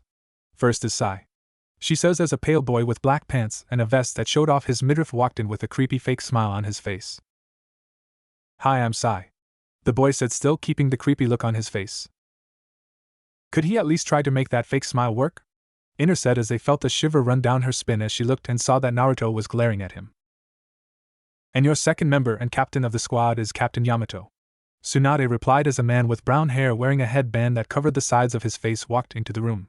At seeing the man and then hearing his name, Naruto cocked an eyebrow as Yamato walked up to him. Hi there, it will be a pleasure working with all of you, Yamato said as he extended his hand shaking Naruto's. You as well, Captain, Naruto said with a friendly smirk. And you must be Sakura, I've heard a lot about you. It's an honor to work with you, Yamato said, walking up to her and shaking her hand as well. Very well, since you have been introduced, I'll turn the floor over to Naruto to debrief you on the mission at hand, Tsunade said as Naruto walked up in front of the desk. Thank you, Lady Hokage, Naruto said as he then turned around to look at the team. But as he said that, Sakura noticed a small tinge of pain go across Tsunade's face when he spoke to her. Alright, 5 days ago we received intel about the meet between an Akatsuki member and his mole that infiltrated Orochimaru's organization and a possible location on Sasuke Uchiha, Naruto said in a professional manner. Wow, he is nothing like that knuckle-headed spaz he was when he was a kid, Ina said. Yeah, he has certainly changed, Sakura said as a sad look went across her face. You miss the old him, don't you? Ina asked. Yeah, he may have been a baka, but he was our baka, Sakura said when she heard something snapping in front of her, and she looked up and saw Naruto's hand snapping in front of her. Hey, Captain Yamato asked you a question, Naruto said as she realized she zoned out. Oh right, sorry, what? Sakura asked. I was just wondering why this Sasori guy gave you this information, Yamato replied. Oh right, he said it was a gift for having beaten him, Sakura replied. I don't know, it seems pretty suspicious to me, Yamato said. It could be a trap, because why else would they hand over a spy like that? I thought the same thing, and it has crossed my mind this may be a trap, Naruto replied. And you're still willing to risk it? Yamato asked. Trap or not, this is the first lead he have had on recovering Sasuke, so we can't dismiss it simply because it could be a trap, Naruto replied. That is very true, Yamato replied. It also gives us a second opportunity, Naruto replied, getting everyone's attention. We have been hunting down Orochimaru for years, and this is also one of the first leads we have had on him, Naruto replied as Yamato let a small bit of anger go across his face. So even if we don't find Sasuke, we could still gather some intel on that snake-faced bastard, Naruto replies. Agreed, Yamato replied. He has been running free and causing havoc for too long. Yes, but our primary objective is Sasuke. We want to bring him in alive, Naruto said, stressing the last word, looking over at Sai. Orochimaru is secondary, and as for him, it is kill on sight. So we will depart for the bridge tomorrow morning. As long as we make good time, we should be there in 2 days. That gives us 2 days to check out the area and plan out everything off of that. He finishes. Very good, Naruto. Tsunade replies as he walks back over to his spot. Alright, everyone, go get prepared and get some rest before tomorrow morning. Yes, ma'am, everyone says with a salute and turn around. Naruto, can I speak to you for a moment? Sakura asks softly, getting him to turn around. Yeah. He replies as Sai and Yamato walk out the door, closing it behind them. I wanted to say I'm sorry for what I said that time a year ago, Sakura said as tears began to form in her eyes. Sorry you said it, or sorry I heard it? Naruto asked, getting her to look up at him. I should have never said that. I had no idea about the, Sakura began as she looked up at him. Say that I don't want your pity, Naruto said as her eyes widened. This won't be as easy as a simple apology, he said, looking at her hard. What you said cut really deep. You know why? She simply shook her head. Because I thought you were different, he said, narrowing his eyes toward her. I am used to the villagers hating me for what was sealed in me, but hey, they didn't know me. All they went off of was what they had heard and what they knew about the fox. But you got to know me, fought beside me, and I would even call you a friend, and I have very few of those. Then I heard you say that, going off of what you have heard instead of what you have seen with your own 2 eyes. When did I ever show any reason for you to be scared of me other than that bridge? Naruto asked, raising an eyebrow. Sakura just couldn't breathe, as she couldn't think of any time he showed himself to be dangerous. That's what I thought, he said as he began to walk for the door. I don't know if I will ever be able to forgive you, he said, getting her to start crying. Upon hearing her tears, he stopped in front of the door before opening it and let out a sigh. But I did promise Kakashi I would give you a chance, he said as he turned around, causing her to look up with a bit of hope. It will take a lot to convince me to, but I will give you a chance. Really? Sakura asked as he sighed again with a nod and reached into his weapons pouch and pulled out a little orange book. You know why I like this book so much? Naruto asked, holding it up. Because you're a pervert? Ina replied. No, we can't say that, especially now that he is willing to give us a chance, Sakura replied to her inner self. No, why? Because this book is a lot like me, Naruto began as Tsunade began to get tick mark above her eye. And no, not in the way you're thinking, he said, pointing over at her. It's because it's misunderstood, Naruto replied, getting both women to get a confused look on their faces, causing him to just sigh. Alright, everyone knows this book has smut in it, correct? Naruto asked. Yes, Sakura replied. But how do you know when you have never read it before? He asked. Well, because, Sakura began but paused, trying to think of an answer. Exactly, you don't know for sure, you have only heard about the bad parts of it, Naruto replied. You have only heard of the dirty parts inside this book, like everyone in the village has heard about the demon that lives in me. So everyone only hears about the dirty parts in it and assumes it is all dirty, just like everyone hears about the 9 tails in me and assumes I'm evil because of it, he said, getting Sakura to look down in shame. But those who actually take the time to read the book find out it is actually a really good read, with good character development and storyline. You jumped halfway into my book and read till you were scared and shut it, and took what you had heard about me and thought that was all of it, Naruto said, getting her to look up at him with tears in her eyes. Now, as your punishment, you will read this and all the other books in the series, he says, getting a shocked look from both Sakura and Tsunade. And once you have finished them and understand them, I will consider accepting your apology, he said as he tossed her the book. This is your last chance. Yes, I won't mess this up, Sakura said as she held the book. Alright, I am going to kill Jiraiya for this, Tsunade said. And why is that? Naruto asked. Have you even read his books? Well, I've skimmed them, Tsunade replies, trying to play it off. It's not the same and you know it, Naruto said. This is your teammate's books and you haven't even read them. I'm starting to respect him more than you now, because even though he is no good at it and has no idea what half the stuff is, he has still read every single one of your medical books you've written, he said, getting Tsunade to go wide-eyed. He what? Tsunade asked, shocked. Oh yeah, it was actually kind of entertaining watching him try to understand it on occasion, Naruto said with a smirk of a good memory. So read them. I know he has sent you his handwritten original copies once they were done being copied, he said, getting Tsunade to look down at a drawer. And don't focus on the smut, read deeper and see why the main character does what he does. You'll be surprised, he said as he walked out the door, leaving the stunned Kunoichi in the room. Naruto walked out of the Hokage building and headed toward his favorite ramen shop. He walked up to the shop and took a seat. Hey old man, what a guy gotta do to get a couple bowls of ramen over here, he called out in cheerful voice. Is that? Came an older male's voice, as a large man walked out from the back. It is you, Naruto, the man said with a smile. Hey, how you doing, old man? Naruto said with a smile. Hey, I am not that old, he said with a smile as he got a better look at him. Hey, what did you do with your hair? It just grew out like that as I got older, Naruto said as he scratched his head. Alright, well, what can I get for you? The old ramen cook asked. Well, let's start off with 4 miso porks, alright, Naruto said. Alright, the first round is on the house since we haven't seen you in so long, he said as he disappeared to the back of the shop to begin on the order. Never ceases to amaze me how much of this stuff you can wolf down, came a voice from beside him. Well, Tenzo, good to see we will be on the same team again, Naruto said, looking over at the man who he had just been introduced to him as Yamato. Hey, that is Captain Yamato now, Yamato said, emphasizing the captain part.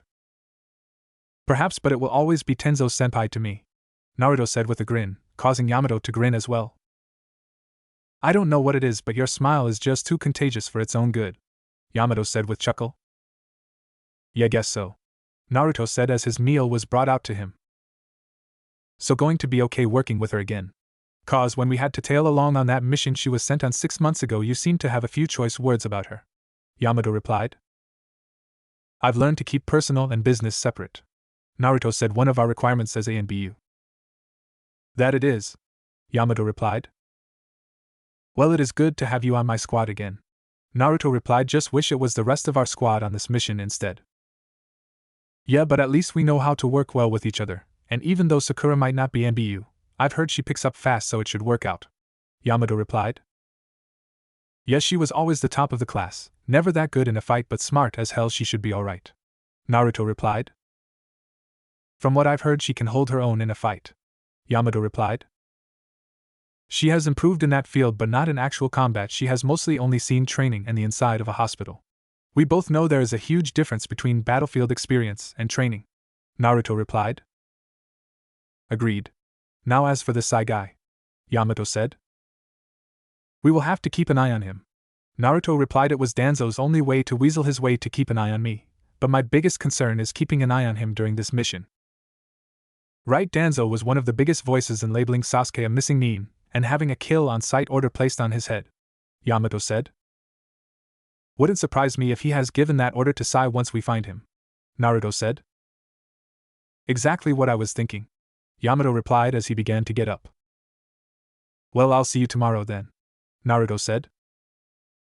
Alright, and remember, stick to the shadows, Yamato said. You as well, Naruto said as he watched Yamato leave.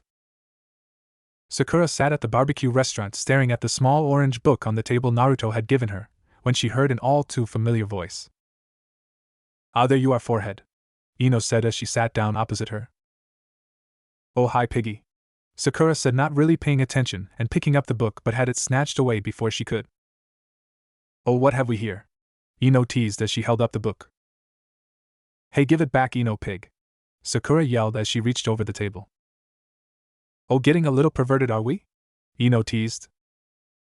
No, I have to read it or else, Sakura began but stopped. Or else what? Ino asked.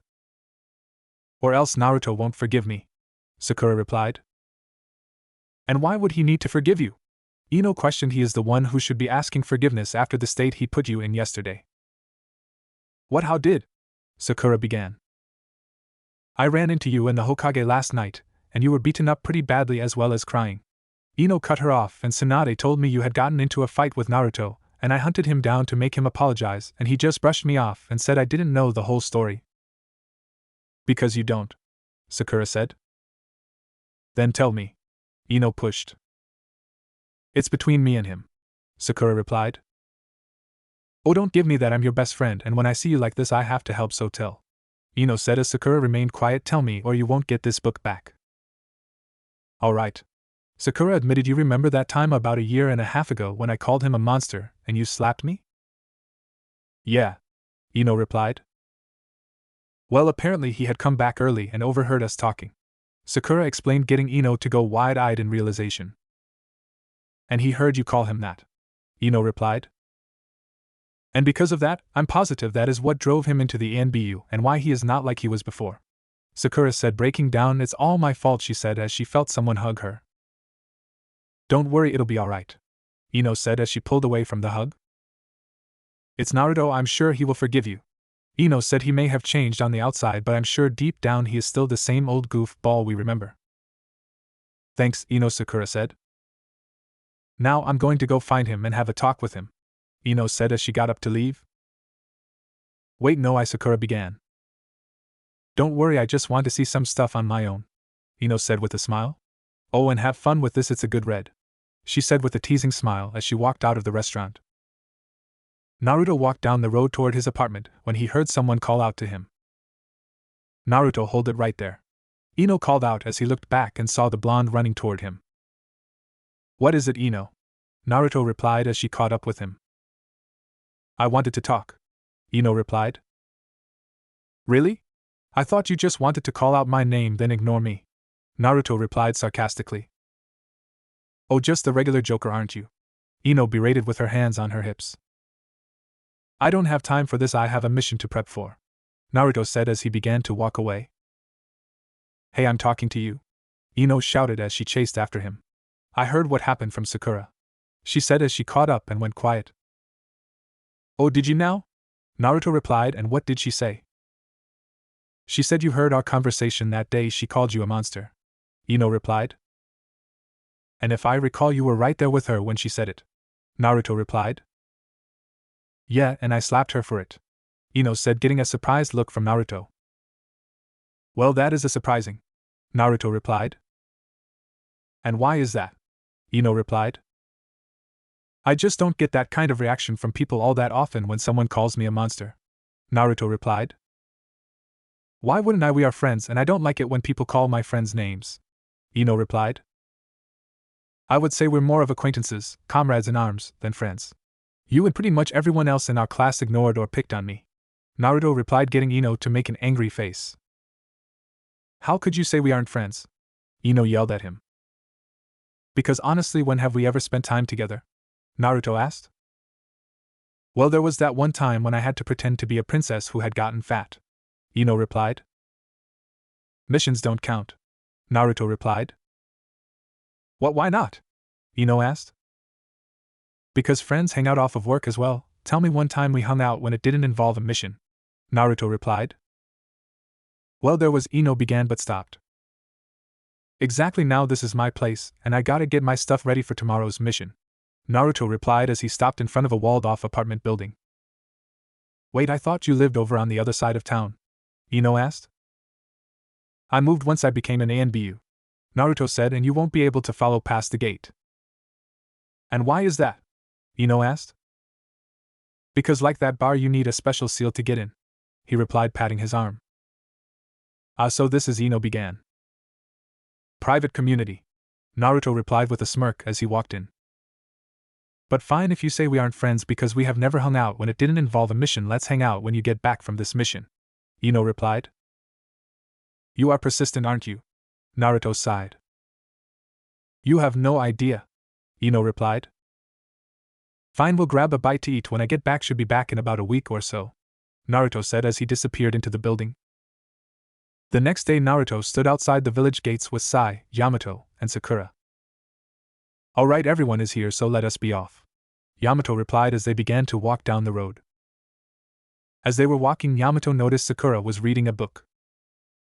So Sakura, what is that you're reading there?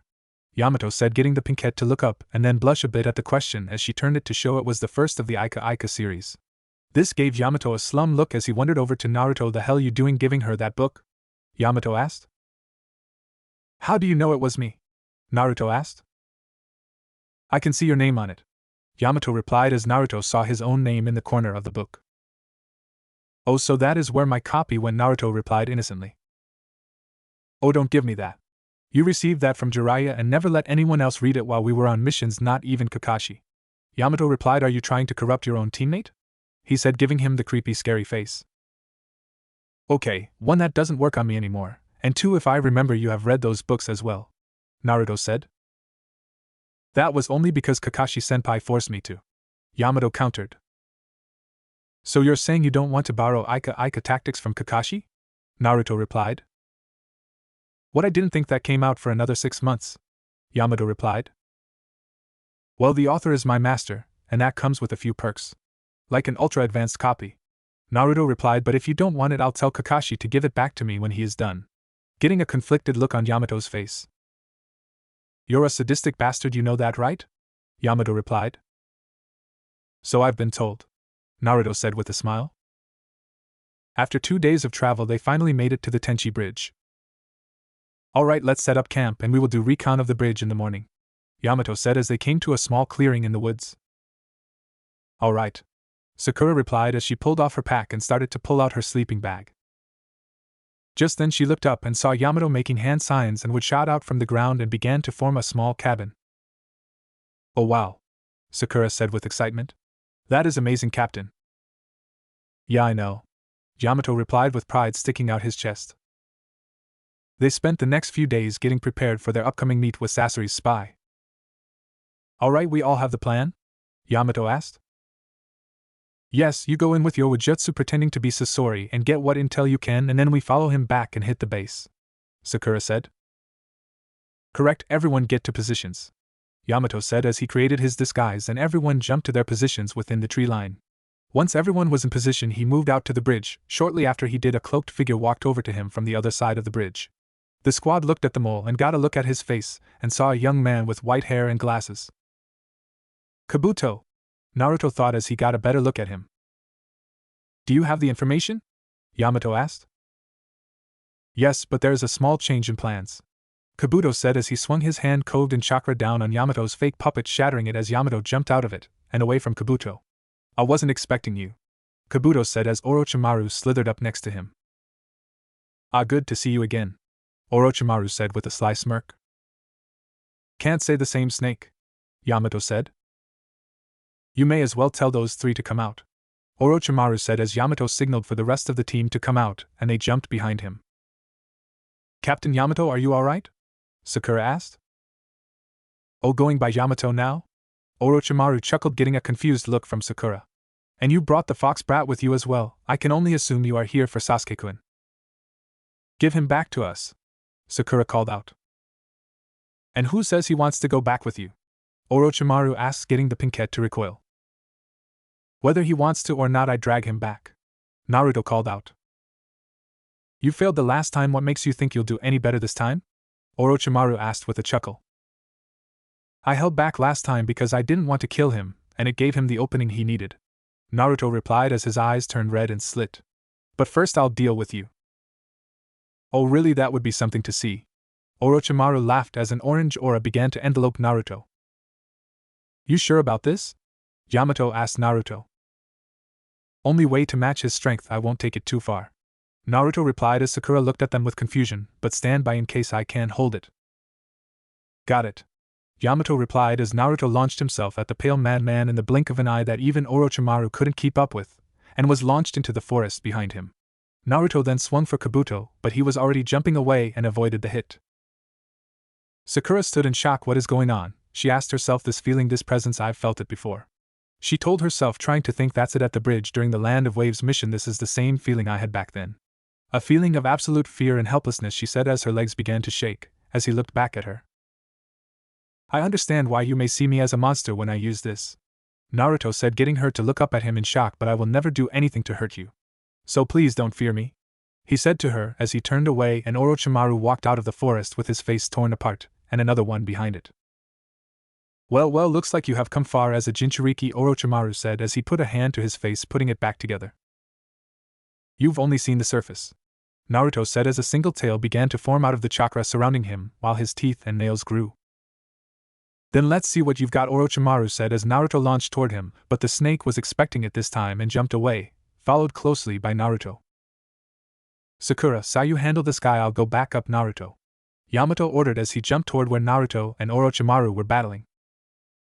Sakura turned to look at Kabuto, who had already vanished. Sai, where? She called out and saw he was gone as well. Damned, where did they go? She asked herself just before she heard a blood-curdling roar. No, Naruto needs us more than going after them, she told herself as she ran to the edge of the bridge and looked down. To her horror, and saw a four-tailed fox with a human face standing on the one side of the ravine and Orochimaru on the other. The fox had raised its head and a massive black sphere was shrinking into its mouth, and was swallowed by it as three massive demonic metal doors appeared in a poof of smoke. Once the fox turned its head toward them, and a beam of red chakra shot straight for them. The moment the beam touched the first door, it erupted into an explosion that threw Sakura away from the bridge, making her crash on the side she had come from. Once the dust had settled, the 3 doors were completely gone, and Orochimaru lay in the ground headfirst like a post. Once again the fox let out a roar, but just then a sword burst from the ground, impacting him in the stomach and launching him into the top of the cliff next to Sakura. She followed the very long blade to find it inside the mouth of Orochimaru, whose neck had also elongated and twisted. Sakura just stood there frozen as she gazed upon what her teammate had turned into. "He is a monster," she said to herself. Then she shook her head. "No, he is still Naruto. Deep down I know it. Even if his outside is like this, he is still the nice, lovable idiot I know.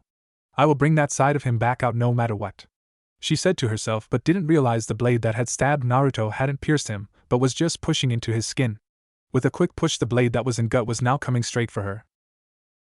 She saw the blade and felt something pick her up and out of the way of it as it passed under her. She looked over to see Yamato standing at her side with his arm around her. "Are you alright?" Yamato asked. "Yeah, she began, but merely just looked back at Naruto. "Yeah, I know what you mean. It can be overwhelming the first time you see it," Yamato said as he looked over at him. "But there is nothing he wouldn't do to complete a mission, especially this one." "What do you mean?" Sakura asked in shock. "Let's just say I have worked with Naruto before, and he has always been willing to give it all just to complete the mission. However, this mission of getting the Uchiha back has always been his biggest driving force. I don't know too much of the background behind it, but there is something there that is making him willing to do anything to complete this mission, even give up his humanity to finish it," Yamato replied. This just caused Sakura to stare at him in complete shock. "You don't think he is doing this just for us? For that promise he made to us 3 years ago?" Iner asked as Sakura thought about. "He was always going on about how he always comes through on his promises.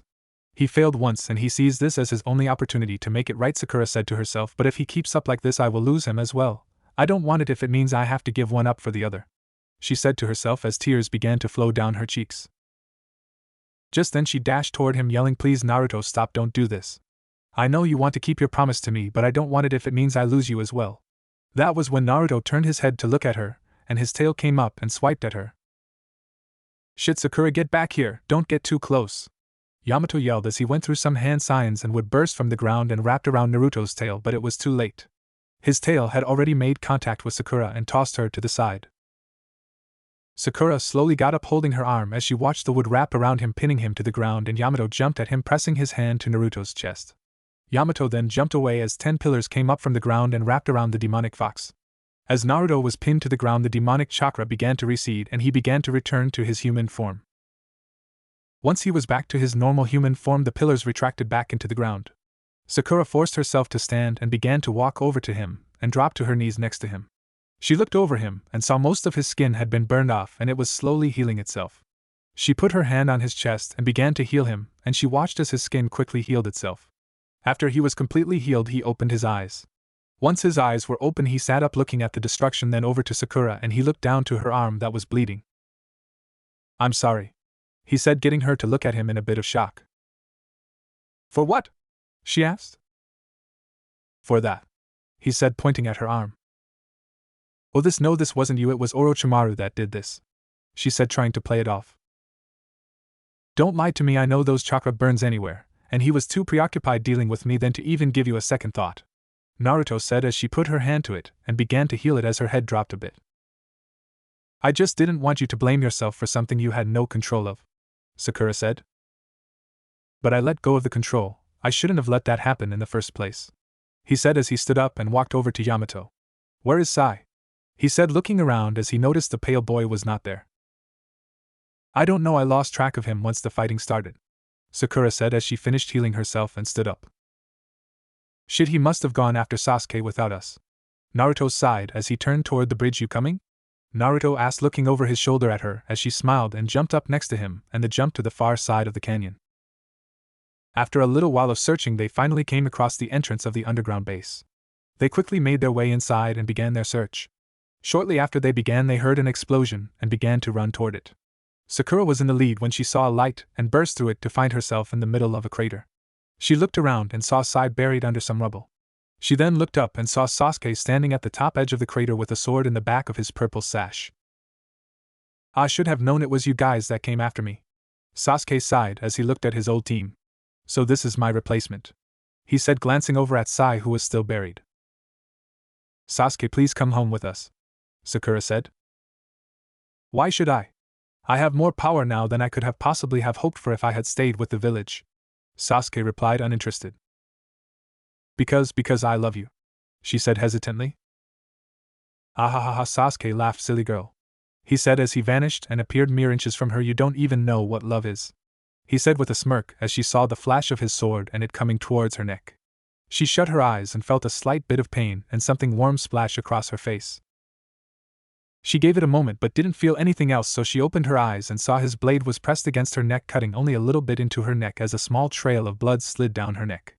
She then saw his hand was covered in blood and a chain piercing his wrist. She followed the chain and saw Naruto holding on to the other end of it. You know it's not very polite to kill a teammate, Naruto said as he pulled on the chain, forcing his blade away from her neck. Are the dobe here to save his little girlfriend? Sasuke said with a smirk, looking at him with his Sharingan. Ha, girlfriend? Naruto chuckled, pleased that ship has sailed, and it would never work anyway. Sakura heard this from him, and for some reason pain shot through her chest, but she didn't know why. Oh, so you've finally realized how annoying she is? Sasuke replied. You could say that, Naruto replied, getting the pain in her chest to hurt even more. Then why not dispose of her already? Sasuke asked. Because she is my teammate, Naruto replied, getting Sakura to look up at him. No matter how badly they hurt you, you still have their backs when the time comes. You need to let them see the errors of their ways and atone for them, he said as a look of hope sparked in Sakura's eyes. And that is what I'm going to do to you. Beat your ass to a pulp, drag you back to the leaf, and show you the errors of your ways. Oh, such the noble hero, Sasuke said with spite. I regret nothing and have nothing to atone for, he said as he looked Naruto right in the eye and entered his mind. Naruto's mindscape. Sasuke found himself in what seemed to be a sewer system that was slightly flooded and lined with pipes. He began to walk through them as if guided by some unseen force. Soon he came to an opening and a giant cage with a seal on the lock and Naruto leaning on the center of it. So you've come to find the secret that the village elders have wanted to bury, Naruto said as Sasuke looked around. So what is this place? Sasuke asked. This? Naruto asked, cocking eyebrow. This is the burden I've carried my whole life, he said as the silhouette of a massive creature faded into view. What have we here? The shadowy figure said as his face came up the bars to reveal the face of a giant fox. Ah, so you carry the nine-tailed fox, Sasuke stated, more than asked. This is where you get all that power from. More like a curse than anything else, Naruto replied. Shut it, you ungrateful kid. If it wasn't for me, you would have died years ago, the fox said. Taking your strength from this fox, you have no true power, Sasuke smirked. Could say the same about you and that curse mark of yours, Naruto shot back, wiping the smirk from Sasuke's face. Now get out of my head. You don't have the strength to push me out, Sasuke said with a smirk. I will stay here as long as I please and learn all your secrets to defeat you. No, you have found the one secret I was willed to share, Naruto said, and I have been keeping the most powerful tailed beast at bay since I was born. You are nothing compared to him, he said as everything faded away. Outside mindscape. Sasuke fell to a knee, holding the side of his face, covering an eye. How did you do that? Sasuke asked. I already told you, Naruto replied. You are nothing compared to him. I will end you here, and Sasuke began but was cut off by another voice. Kakukuku, Orochimaru snickered. Come Sasuke-kun, we will deal with these little whelps at another time. At this, Sasuke jumped away, landing next to his master. Very well, Sasuke said as they faded away. Till next time, doe. Till next time, team, Naruto replied. It was mid-afternoon when Naruto and his team walked into the main gates of the Leaf Village. Alright, we should report in first, Naruto said once they made it through the gates. Agreed, Yamato said as they made their way to the Hokage's office. The team stood in front of the Hokage's desk, giving their report on the events that took place during their mission. So you made contact but were unable to retrieve him, Tsunade summed up. That is correct, it was a setup, Naruto said. It seems Orochimaru found out about Kabuto being a mole, and the trap was for him. Seems we just got caught in the middle, Yamato added. Agreed, nothing you could have done if it was compromised before you even got the mission, Tsunade said. Yes, ma'am, Naruto replied in a tense tone. I know you don't like to fail missions, but we did learn he is still alive and hasn't been used as Orochimaru's new vessel. Tsunade replied, this is a long-term mission, so it will take a while and won't be finished in a single mission. All the same, ma'am, I would like to get back on it and start training. Naruto replied. Very well, take the rest of the day off, I'll find more for you guys later. Tsunade said. Yes, ma'am. The team responded once they finished. Sai, Yamato, and Naruto walked out of the office while Sakura remained behind. You miss him, don't you? Sakura asked, looking at her master, who gave her a sullen look. It is still him, he has just changed so much in so little time. Tsunade sighed. I know. Sakura agreed, but the old him has to be in there still, somewhere. And you're probably the only one who can bring it back out. Tsunade said, getting Sakura to look at in confusion. I don't follow. Sakura said. Ah. Tsunade sighed. Jiraiya told me while they were on their training trip he wouldn't shut up about you. He loved you. This got Sakura to look up at her in shock, then lower her head in shame. And I said those horrible things about him. Sakura said, and now he hates me and I don't blame him. Hey, he gave you a chance. Tsunade said, getting Sakura to reach into her pouch and pull out the little book she had been given to read. Now I'm not saying it's going to be easy and may take some time, but you have to try and get his forgiveness. But I don't know if he will ever fully forgive me, Sakura said. At least try. If you don't try, you will regret it when you get too old to act on love, Tsunade said with a sullen look. But I don't like him that way, Sakura said defensively. I saw the way you were looking at him during the debrief. It may not be much, it is something, Tsunade said. No, I like Sasuke, Sakura said in a hesitant voice. Oh, don't give me that. I saw that look on your face when they told me what Sasuke almost did to you, Tsunade said, getting Sakura to look up at her. That hurt and loss of hope in someone. I've seen it before. This got Sakura to look at her. It is the same look I had on my face when I found out about Orochimaru. I may not have felt the way you do for Sasuke, but I saw him as a brother. I just don't know how to feel anymore. Sakura said, I thought I loved him, but he tried to kill me on this mission, and it didn't even faze him.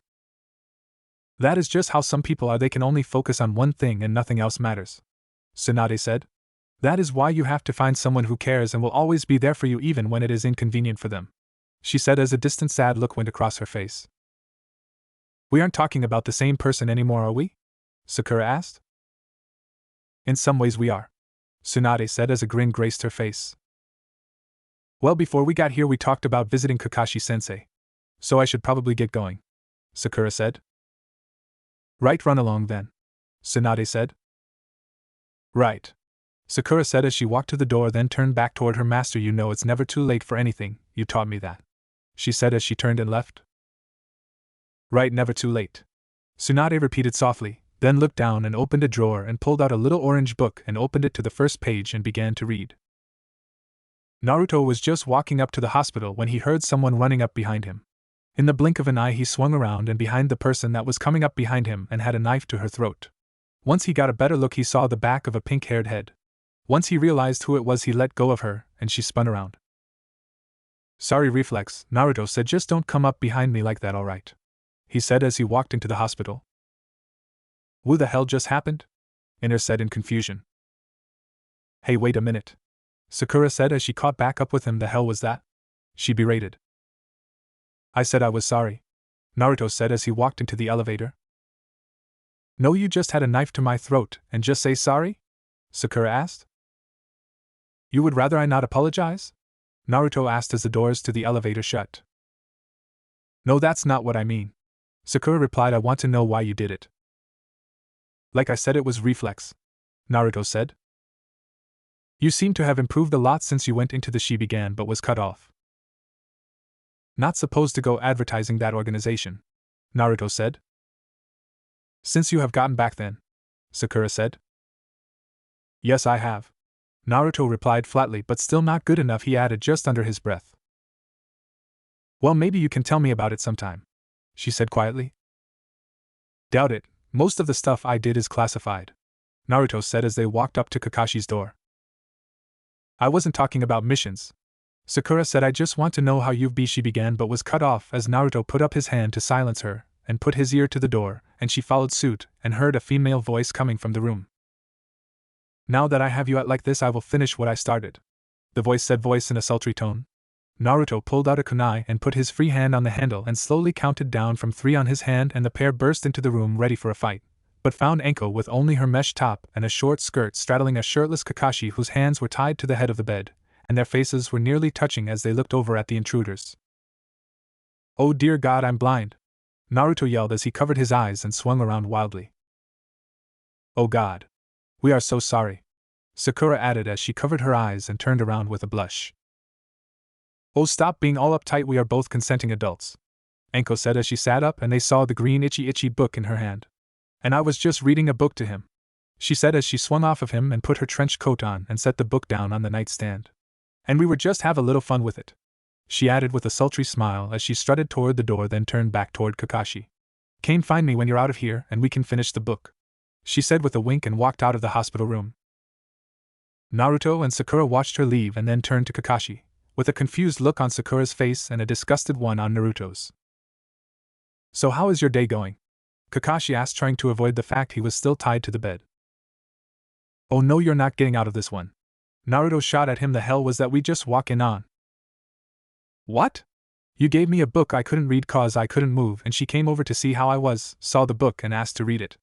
I told her only if she reads it to me," Kakashi explained as if it wasn't a big deal. "Yeah, but you should have been able to move enough to read it 2 days ago," Naruto said. "Why is she still reading it to you?" "Well, she is a good storyteller," Kakashi said with a nice smile. I can't even look at you right now," Naruto said as he walked out of the room.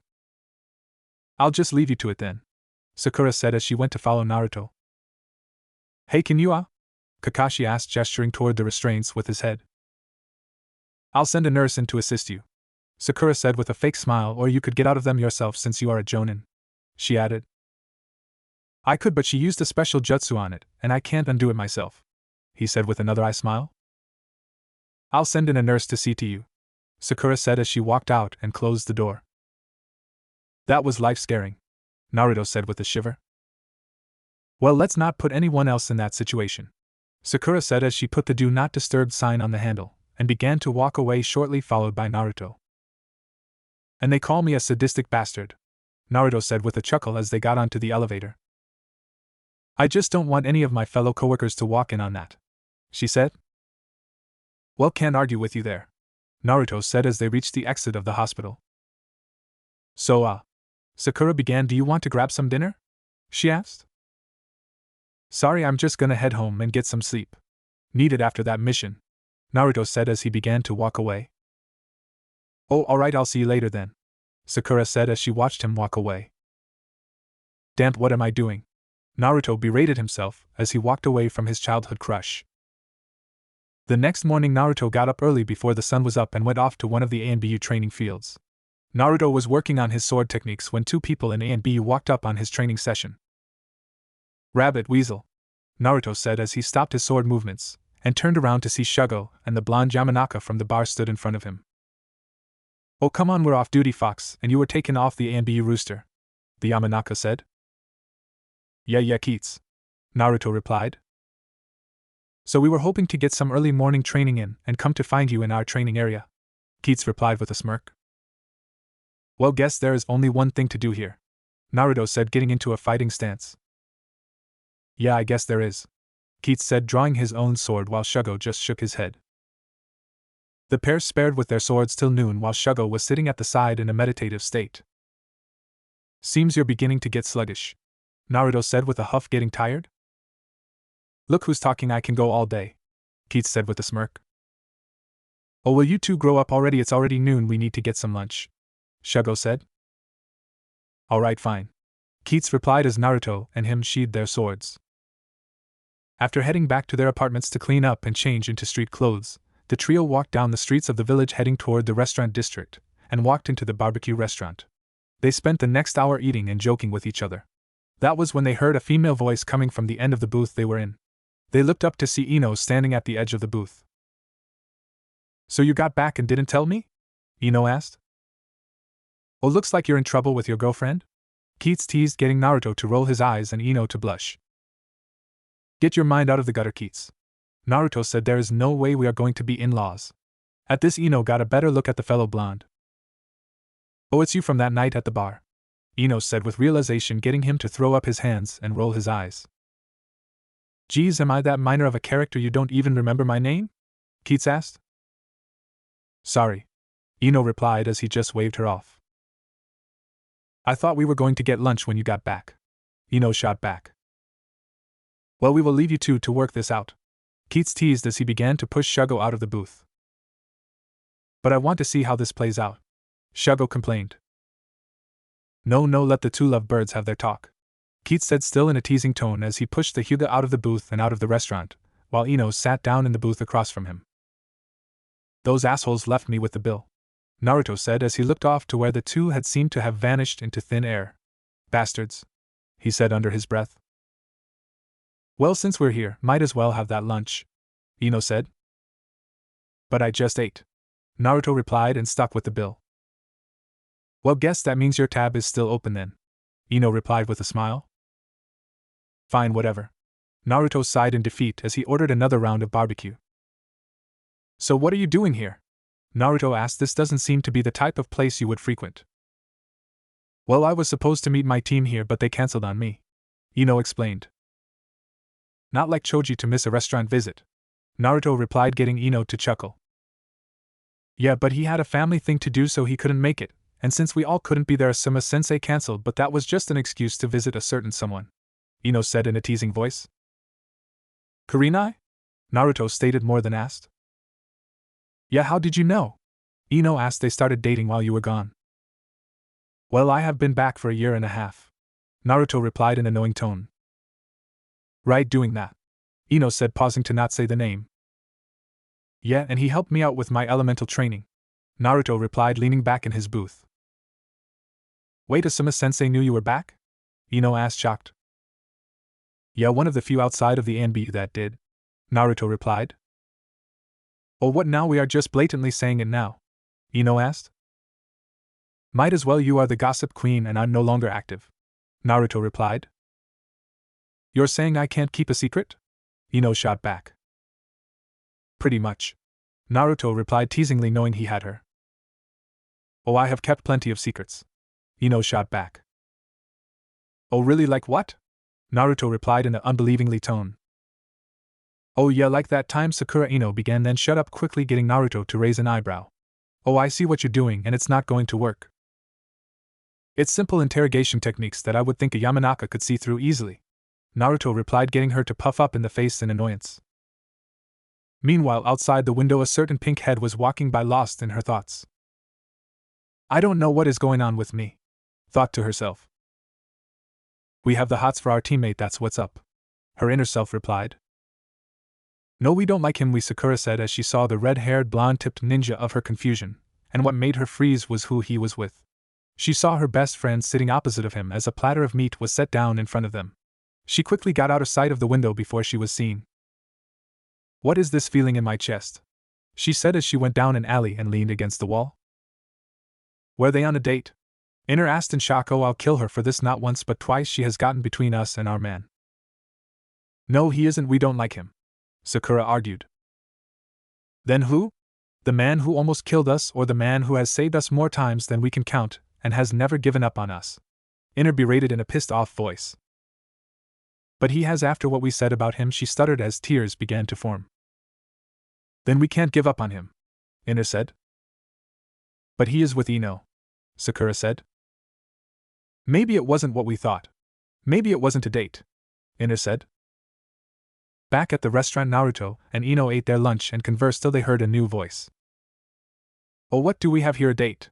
Came a gruff male voice as the pair looked up to see a feral-looking man flanked by another in a hooded trench coat, while a blackish blue-haired blushing girl on the other. Kiba, how you doing? Naruto said with smirk as he raised his hands and they grabbed each other's hands, and Kiba slipped into the seat next to Ino and Hinata quickly took the seat next to Naruto while Shino grabbed a chair and sat down at the end of table. So what are you guys up? Naruto began but stopped as he looked over at Shino and sniffed. Akamaru, why are you hinged at Shino? Shhhhhh. Kiba shushed. Hey, they don't allow animals here. So we use a simple henge to allow him to get into restaurants. Since Shino is out with his dad on a family matter, we are just using it while he is gone. Well, they let you in, so they can't be completely against allowing animals in here, Naruto shoots back. Oh haha. Kiba laughed smugly. Just one question, did you use my image while I was gone to do this? Naruto asked. Once, but they shoved us out something about demons. Kiba replied, superstitious bastards. Yes, superstitious bastards. Naruto chuckled. But now I don't want to be impersonating an Anbu, Kiba said with a smirk, getting Naruto to get serious look on his face. How do you know that? Naruto asked sternly, then turned toward Ino. Well, hold up, I found out a couple months ago. Kiba shot out defensively, holding up his hands. What do you mean? Naruto asked, looking back at him. About 6 months ago, that mission we had to track down that renegade mercenary group. Kiba said we found them and were told to back off when we found out they were being backed by a small-time daimyo, and an Anbu team took over. When we made contact with your team, I got a whiff of you and knew it was you. How? Naruto asked. You smell like a fox, only one person I know of that smells like that, Kiba explained. Damned, I was still learning how to cover my scent back then. Naruto sighed. Sorry if I let any cats out of the bag, Kiba said, looking at Hinata and Ino. No, they have known about it for about a week. Naruto sighed. Just then he caught flash of light at the top of a building. Well, sorry, I have to get going, Naruto said as he pulled out some money and put it on the table and jumped up over Hinata and landed in the alleyway of the restaurant. Well, I'll catch you guys later, he said as he walked out of the restaurant. Once outside the restaurant, Naruto jumped up to the building. He had spotted the glimpse of light. He landed behind a white-haired man with a nose-bleed giggling, holding a telescope. You are still doing this? Naruto asked. It's research, Jiraiya said in a pervish tone. Even after I gave you that technique, you still do this. Naruto sighed. Hey, one of the conditions of that agreement where I wouldn't use it in the leaf. Jiraiya said, if Tsunade found out you taught that to me, she would kill me.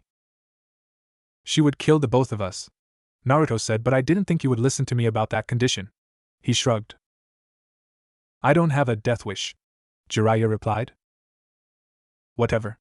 Naruto sighed. Speaking of the crazy blonde, we need to go speak to her. Oh, right now? Jiraiya whined. The girls from the maid bar are just getting here.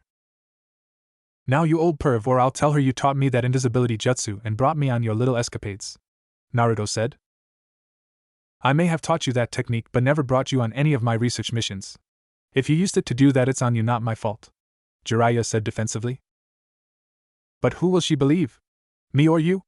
Naruto replied as Jiraiya frowned and got up and followed him to the Hokage's office. The pair made it to Tsunade's office window and slipped in and were nearly hit with an empty bottle of sake. Damn you two, how many times do I have to tell you not to come in through the window? Tsunade yelled. And when do you think he will ever listen? Naruto said. I expect that from him, but you should know better, Tsunade said, looking at Naruto. He is a bad influence, Naruto replied, but seems you're one as well, he added, gesturing toward the little orange book on the edge of her desk, getting the old perv to get a wide grin and Tsunade to blush as she shoved the book into a drawer. Well, I didn't bring this guy here to show him something he will hold over your head. Most likely for a while, Naruto explained. Then why did you bring me here? Jiraiya asked. To tell you I need your help in learning a new jutsu, Naruto said. Which one? Jiraiya asked. My father's, the flying thunder god, Naruto said, getting a shocked look from the Sannin. Jiraiya and Tsunade stared at him in disbelief. How do you know about your father? Tsunade asked. Once I finished my ANBU training and became a full member, Kakashi-sensei told me everything, Naruto said.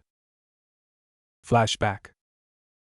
It was the middle of the night as Naruto stood in front of Kakashi out at Team 7's training area. So I finally made it. Naruto sighed with a smile. Yes, and let me be the first to congratulate and welcome you into the ANBU. Kakashi said, we are the elite of the village, the shadows that protect it from those that wish to do harm to it. This is not a job for those who seek glory, we are the unknown, fighting for those who are ignorant of who we truly are. Yes, Kakashi-sensei, I understand, Naruto replied. Good, for this is your last chance to back out. From here on you will be ordered to take on far more dangerous missions and do things you may have never thought yourself capable of but must with no explanation, just a simple order, Kakashi said. I understand, Naruto replied. Good, Kakashi said as he walked to Naruto's right side and went through some hand signs and slapped his hand onto his shoulder, and Naruto flinched a bit as he felt a burning sensation on his arm and looked down once Kakashi removed his hand to see the ANBU seal tattoo in its place. With this you are recognized as a member of ANBU. Then he pulled out an ANBU mask. I personally selected this mask for you, he said as he showed the fox mask to Naruto, who narrowed his eyes at it. Why would you choose that one for me? Naruto asked with agitation. A few reasons. 1, the fox is a clever trickster like you as a child, outwitting even some ANBU with your pranks. 2, because whether you like it or not, the fox is a part of you and you must accept that. And the final reason is because the fourth sealed it within you for a reason, Kakashi explained. Oh really, what reason would that be? Some random kid he found in the wreckage? Naruto sneered. No, Kakashi said with venom that Naruto had never heard from his sensei before. You know, the fourth was my sensei. He said more than asked, getting Naruto to nod his head in confirmation. I was one of the few that knew his secret, but was told to keep quiet about it by the third and the council. He continued, getting Naruto to listen more intently. But now that you are a Jonin and an ANB, you deserve to know the truth. The truth is the fourth didn't take some random baby to seal the beast, and he took his newborn son, Kakashi said, getting Naruto's eyes to widen in shock. Why? Naruto asked. Why would he place this burden on his own son? He asked with anger. How could he ask someone else to give up their child when he wasn't willing to do it himself?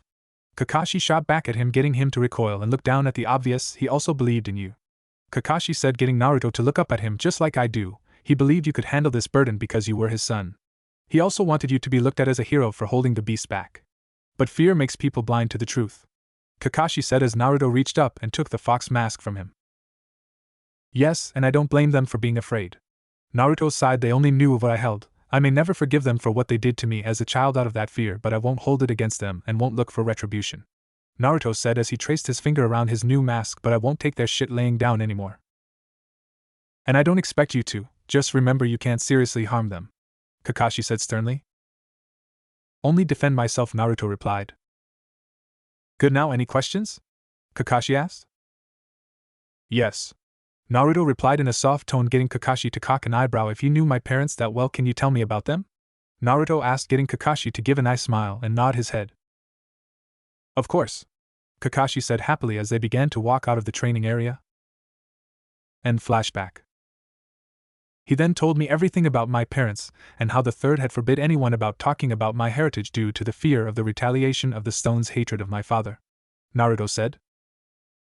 I wanted to tell you, but every time I saw you I could only see Minato, and I didn't want you to hate him for what he put you through, Jiraiya explained. Then make up for it by teaching me his techniques, Naruto said. Agreed, I should have told you everything while we were on the road, Jiraiya said, so meet me at training area 13 tomorrow at 9. See you then, Ero-sanin, Naruto said as he turned and walked out of the office. I'll have to speak with Kakashi, Tsunade said. Leave him be, Jiraiya said. It was too much to tell him to keep it from Naruto, and Kakashi was in the right. Naruto is not a little kid anymore, he is a Jonin, and one of our top ANBU. He can handle the truth. Very well, I'll overlook it, Tsunade sighed. Well, guess I'll have to dig up some things to help him with his training, Jiraiya said as he walked back to the window and stepped out of it. And use the damn door, Tsunade yelled after him as she sat back in her chair and reached for her drawer and pulled out a little orange book and began to read it. Oh, and I expect a review on my book, Jiraiya said, popping his head into the front door, getting Tsunade to fumble the book and a blush to go across her face as Jiraiya smiled and pulled his head out of the door. At least he is using the front door, Tsunade sighed as she began to read the book again. Naruto leaned against a tree in training area 13 when his white-haired perverted master walked up. Good morning, Gaki, you ready? Jiraiya asked. Always, Ero-sanin, Naruto shot back. Well, first off, I can't perform the Flying Thunder God, Jiraiya explained. Minato was the only one who was able to do it correctly. However, I did help him develop the seals he used for the jutsu, and I have his notes while developing his jutsus, he said, holding up a small journal. Only thing is I can't open it. He put a blood seal on it, so it may or may not have his notes on the Flying Thunder God, he explained as he tossed the journal over to Naruto, who caught it and held it in front of himself for a moment. Well, let's see if you can open it. You must place some blood onto the seal to release it, Jiraiya said. I know how a blood seal works. It was one of the first things about seals you taught me, Naruto said as he bit his thumb and drew a little blood and wiped it across the seal on the cover. Once he had wiped his blood across the cover, the book unsealed itself. May I see? Jiraiya asked, holding out his hand as Naruto handed him the book, and he flipped through it till he stopped. Alright, let's work on making the seal, Jiraiya said as he tossed Naruto some seal paper and some ink. He then walked over to him and took a seat across from Naruto as he did the same. They placed the paper in front of themselves with the ink to the side. Alright, Minato told me that it was a blood seal, so you will have to add some of your blood to the ink for it to work properly, Jiraiya said as Naruto drew out a kunai and cut his hand and let the blood drip into the ink well. Here, Jiraiya said, turning Minato's open journal around, showing him the seal. Looks pretty simple, Naruto said, looking at it. Oh, that is what you think? Your father was a genius when it came to seals. These are seals on top of seals. It will take a while to figure them out, Jiraiya said with a smile as Naruto began to write down the seals. 3 hours later, Naruto sat in the same place with a mountain of crumpled up seal papers at his side and a frustrated look on his face. Not so easy, is it? Jiraiya said with a victorious grin, getting a death glare from his student. You know what, go take a break, clear your mind. Go grab some lunch with a girl or something, he said teasingly. Fine, I'll go get something to eat, Naruto said as he stood up and began to walk away, annoyed. If only you knew how much like your father you are, Jiraiya said to himself with a grin. Ino was walking around the food district of Konoha on her lunch break from the flower shop. So where should I eat today? She thought to herself as she passed the small ramen stand and stopped and backtracked as she saw an orange katana on the back of a black and orange jacket. Well, look who I found, Ino said in a happy tone as she popped into the ramen stand, getting Naruto to look over at her with a mouth full of ramen. Naruto took a second to swallow his mouth full and then asked, Are you stalking me or something? No, I was just out on my lunch looking for something to eat, Ino replied. So mind if I join you? You're going to sit down and start talking no matter what I say, so what the hell, sure, Naruto sighed. What crawled up your ass and died? Ino asked as she sat down. Sorry, I have just been doing some training with Ero-sanin, and it hasn't been going that well. So I'm a little frustrated, Naruto apologized. What are you working on? Ino asked, if I may ask. Seals, Naruto replied. Well, that doesn't sound so hard, Ino replied. Higher end seals, Naruto elaborated. If you're working on that high of level stuff, should you be talking about it so casually? Ino asked. I haven't told you what kind of seals they were, only that they are difficult to do, Naruto replied with a smirk. Meanwhile, down the road, a pink-haired medic on her lunch break was looking for a place to eat as well. Where should I eat today? She asked herself. How about at Shiraku? There is a chance a certain former Anbu agent is there, Ino teased. What?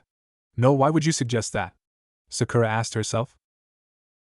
Because the tension between you two has been so thick I could cut it with a damn knife, Ino replied. I figure you catch him there, and you could work on fixing that friendship you once had with him. Well, you do have a point, and I do need to tell him I have finished the first book, Sakura said to herself as she turned toward the ramen stand. Yes, and we could make a date and not let Ino get ahead of us, Ino shouted for joy, getting Sakura to stop just outside the ramen stand. Wait, that is why you're pushing the subject, isn't it? Sakura shot at her inner self. What, she even said it herself that she wouldn't mind dating Naruto if we weren't interested. We cannot let her try to steal another man out from under us again, Ino shot back. But she didn't steal Sasuke, he ran off, Sakura shot at herself. But she got in our way of getting him. Now she is doing the same with Naruto, and we can't let her win, Ino shot. Ino was only joking about the dating him thing. There is no way she would actually be interested in Naruto, she said. Then what was that at the barbecue place the other day? Ino asked. We probably just misread the situation, Sakura replied as she walked into the ramen stand, to find the two people of her thoughts sitting at the counter. See, I told you, a second date. Now we have to do at least that many with him to regain lost ground, Ino shouted. Maybe you're right, Sakura said as she felt a pain in her chest as she turned to leave. Hey Sakura, where you going? Ino's voice came out. Oh, well, Sakura began. Come on, sit down and join us, Ino replied happily. No, I wouldn't want to interrupt your date, Sakura replied. Naruto choked as he coughed on his ramen, while Ino had a blank look on her face. Haha. Ino began to laugh, getting Sakura to have a baffled look. You think this is a date? It's not. So that time at the barbecue wasn't a date either? Sakura asked. Okay, you already made me choke on my favorite food once today. If you make me do it again, I'll choke you, Naruto said, turning away from his food and pointing his chopsticks at her. Oh no, I just happened to run into him here and at the barbecue place, Ino replied, still trying to hold in her laughter. And since he said we weren't really friends because we never hung out outside of missions or training, so I decided to spend more time with him so we can be friends, she replied.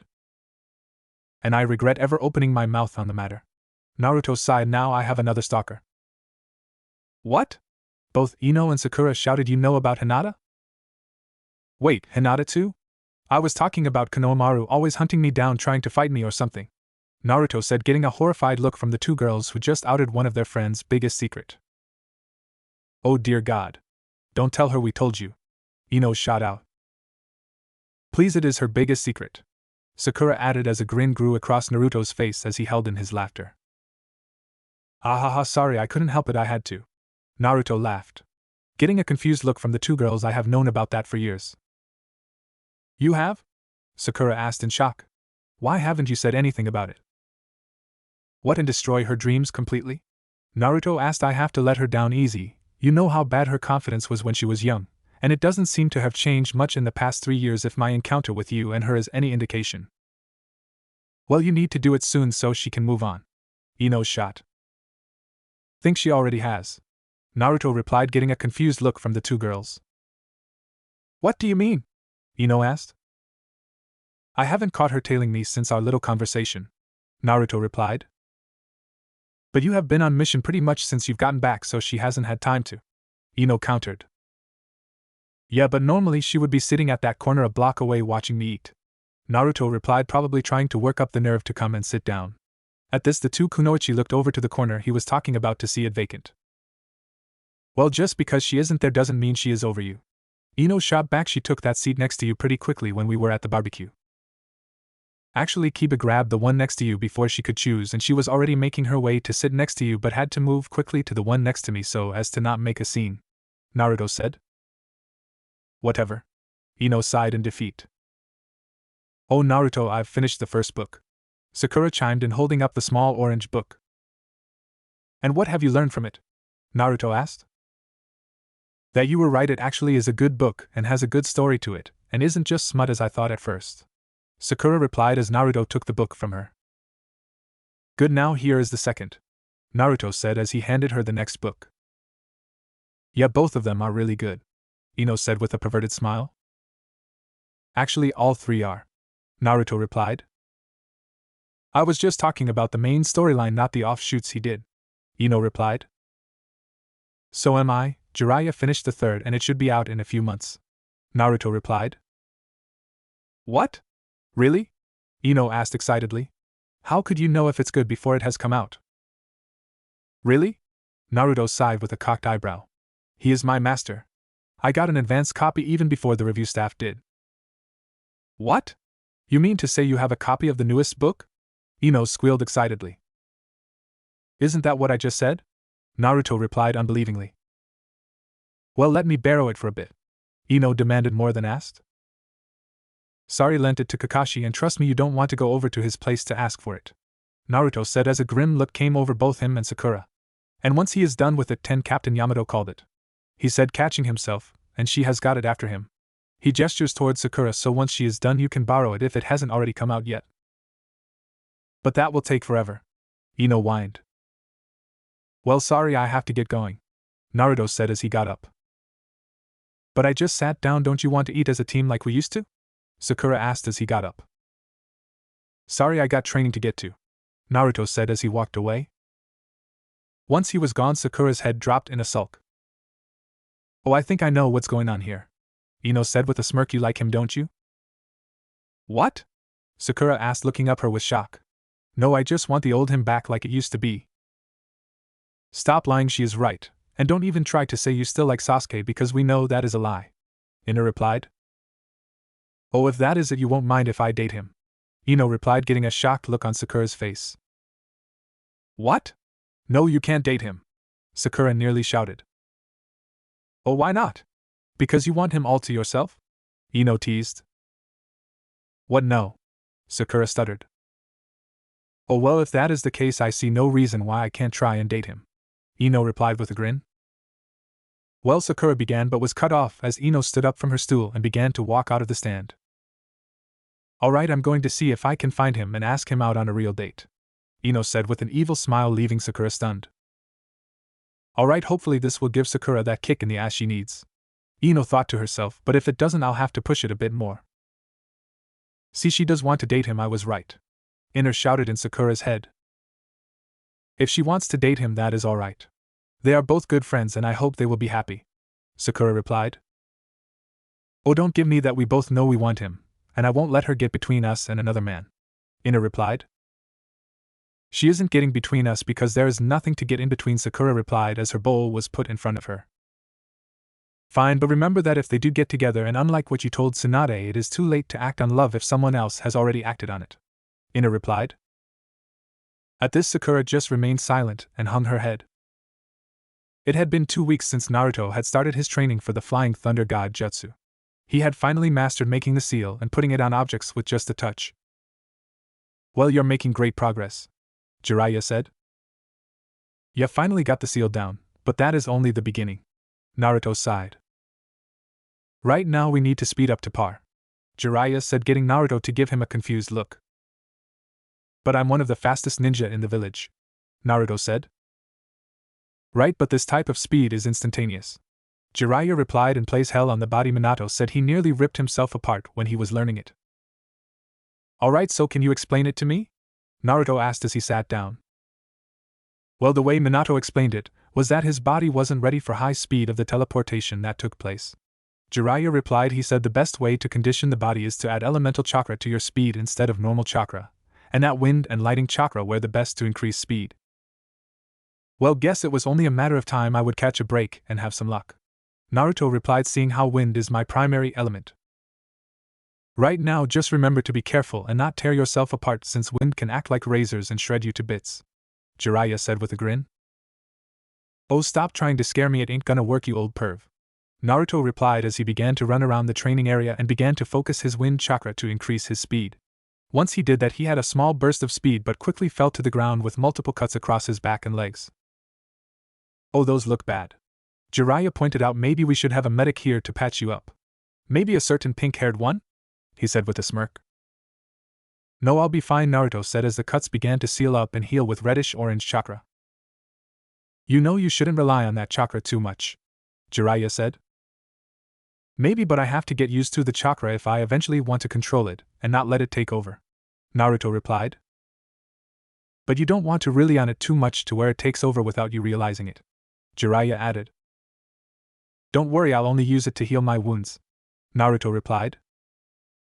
I'm putting in a request for Sakura to be here starting tomorrow so you don't begin to rely on the fox's chakra, Jiraiya said. Fine, Naruto sighed as he jumped up and began to run around the area again, only to have the same results. A week had passed since Sakura had begun sitting in on Naruto's training sessions. Now she was sitting at the edge of the training field. He hadn't needed her to heal him in the past day, so she decided to catch up on her reading. So how do you like the book? Jiraiya asked, sitting next to Sakura. Oh, it is actually pretty good, Sakura replied. So does the main character represent you? Maybe, Jiraiya said with a sly smile. And does the Sakura began?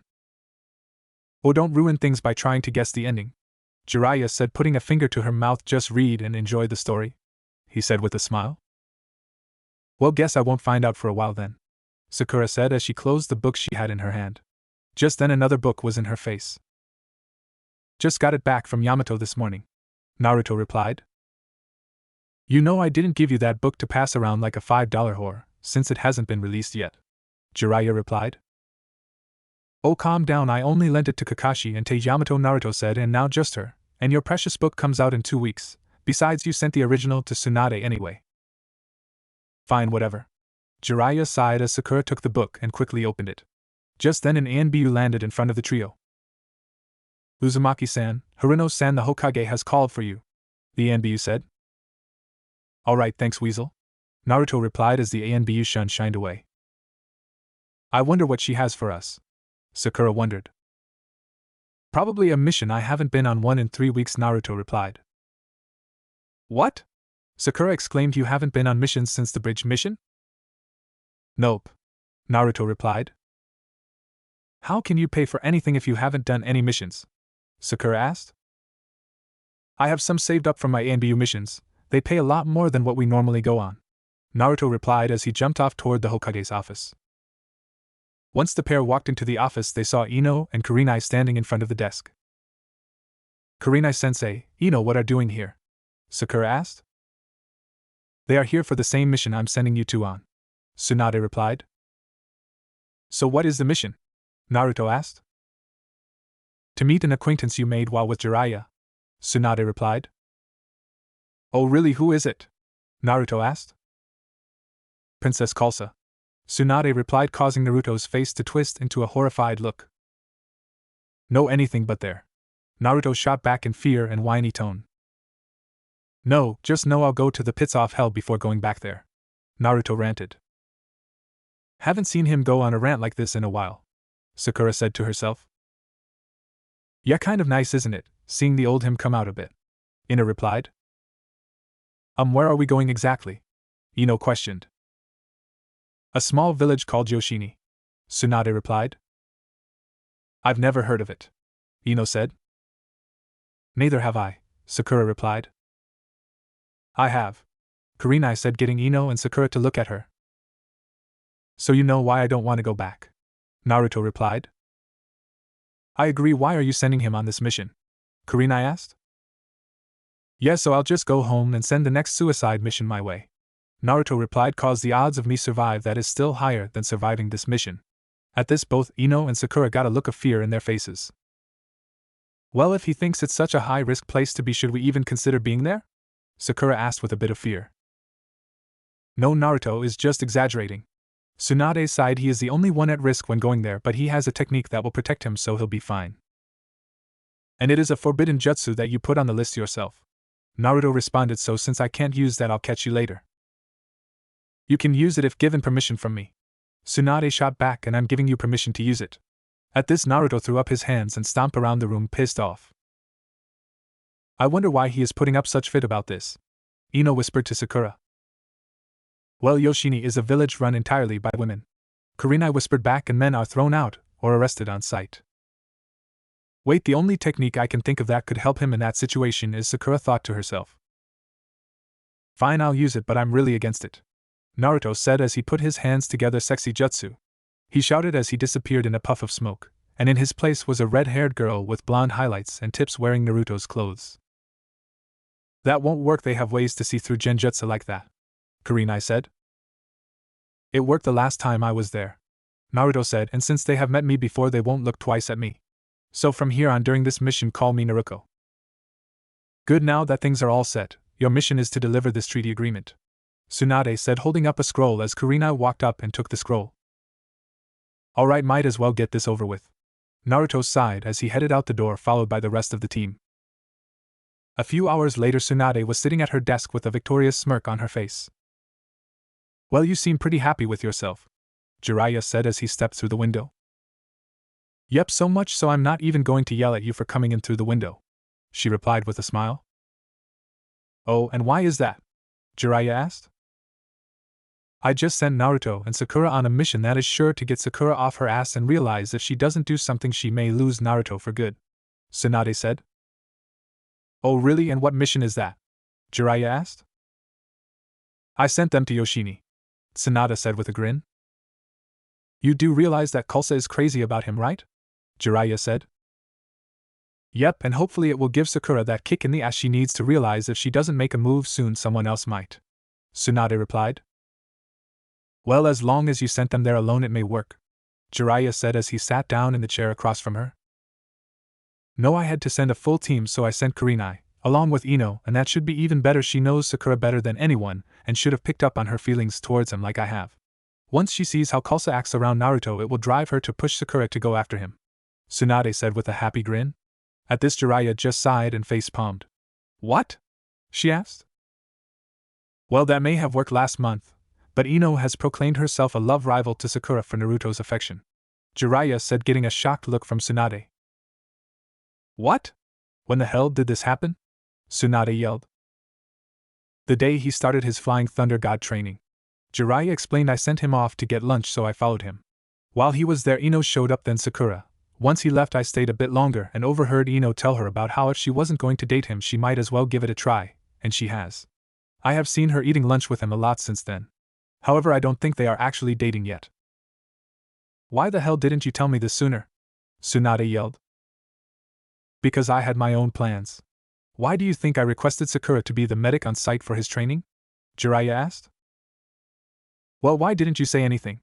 Tsunade demanded. Because I was focused on them, and you're so busy with this stuff, he says, gesturing toward the papers on her desk. I figured I could handle it, but you just had to throw a monkey wrench into it. Well, you were taking too long, Tsunade said, trying to defend herself. Love isn't a thing you can rush, you need patience, Jiraiya said. This coming from a guy who sleeps with women he just met, Tsunade says with spit almost low enough he doesn't hear it. That is just sex, not love, Jiraiya said as he got up. Love isn't something you can rush. No matter how much you want it to be, he said, nearly whispering the last part where she nearly missed it. Hopefully you didn't push things too fast and rushed it, Jiraiya said as he went to the window and jumped out. I just didn't want her to wait too long. Tsunade sighed to herself like I did. A/N okay, it may get a bit confusing, but I will be using Naruto while he is in his female form. It had been 2 days since the team had set off toward Yoshini, and the gates were coming into view as the sun was setting. The 4 of them had been walking non-stop except to camp at night, and were exhausted except Naruto. Alright, so you guys are good with my cover? Naruto asked. Yes, Naruto. Ino said, just calm down, will you? Don't get your panties in a bunch. She sighed. I go commando. Naruto replied, getting the 2 teenage kunoichi to blush, as he just gave a smirk. Halt! Came a commanding voice as they came up to the gate.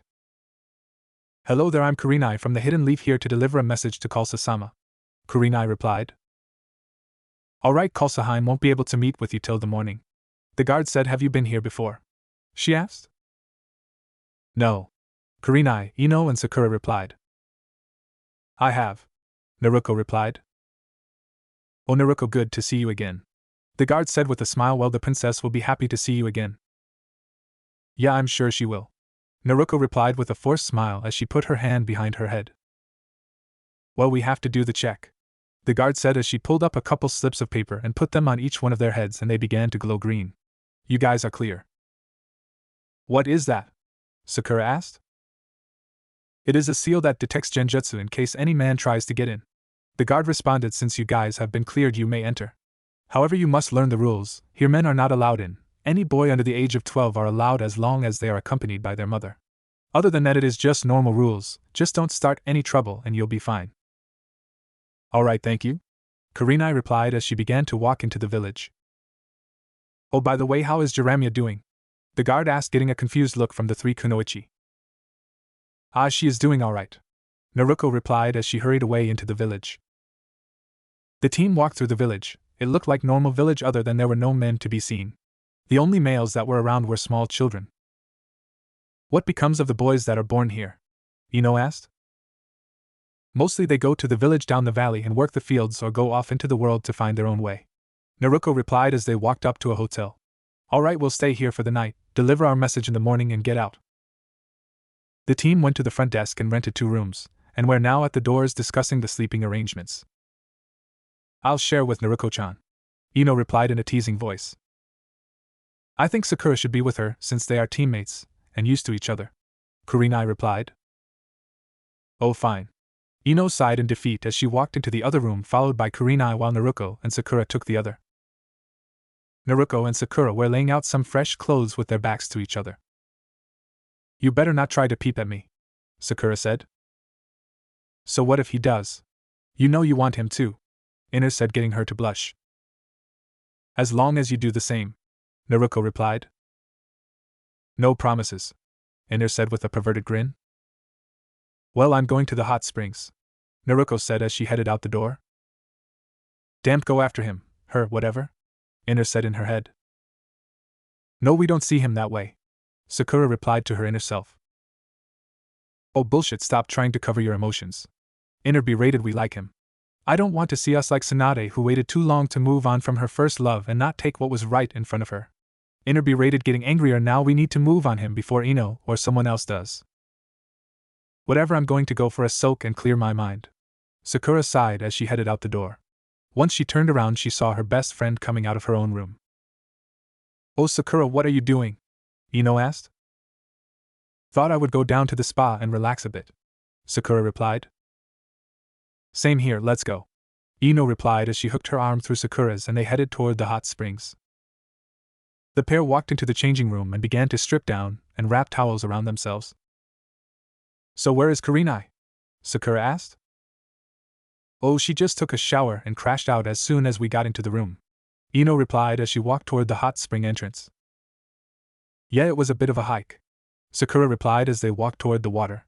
They stepped into the water and removed their towels as they sank into the warm water, and it came up just below there. At the edges of the hot springs were bench-type seats going all the way around the pool where the water came to their shoulders when they sat down. Once they got used to the heat of the water, they sank back into their seats of the steamy water.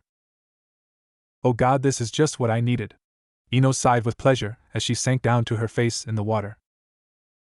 Just then Ino saw a figure popping up out of the water through the steam. Oh, looks like there is someone else here, she said as she got up and began to walk toward the figure. Hey, hold up, Ino, Sakura said as she got up and followed her. Hi there, are you from here? Ino called up as she got closer to the figure. We are from the Leaf and are here for the first time, she called out as the steam began to dissipate and they saw the red hair of a girl their age and then froze as they saw Naruto's face. They began to scream but were cut off as Naruto jumped up and covered their mouths. Quiet, if you two scream it could blow my cover, Naruto said. Now will you two be quiet and not scream? She asked as they both nodded their heads. Good, she sighed as she let go of their mouths and sat back into her previous seat, while the two just stared at her for a minute. You two just going to stand there, or are you going to sit? Naruto asked as the pair looked down to see their bear completely exposed, and they both dropped down into the water to cover themselves. Oh, you'll pay for this, Sakura said as she clenched her fist in a rage. Pay for what? Naruto asked. I was taking a bath and you two came up on me. Besides, I told you I was heading down here. Why are you in the women's bath? Sakura asked. Well, there is no male bath and here I am a woman, Naruto replied. Yes, so just calm down, will you? Ino said, coming out of her shock. It's just us girls here, she said as she slid into the seat next to Naruto. What are doing? Sakura asked Ino.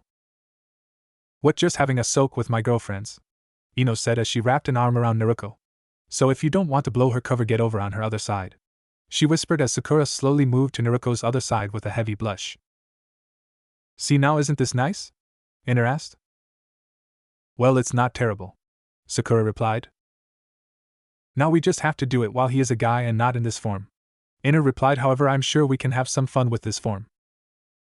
Okay, now that is too far, Sakura shot at her inner self. So Naruto, how did you get past that genjutsu detecting seal? Ino asked.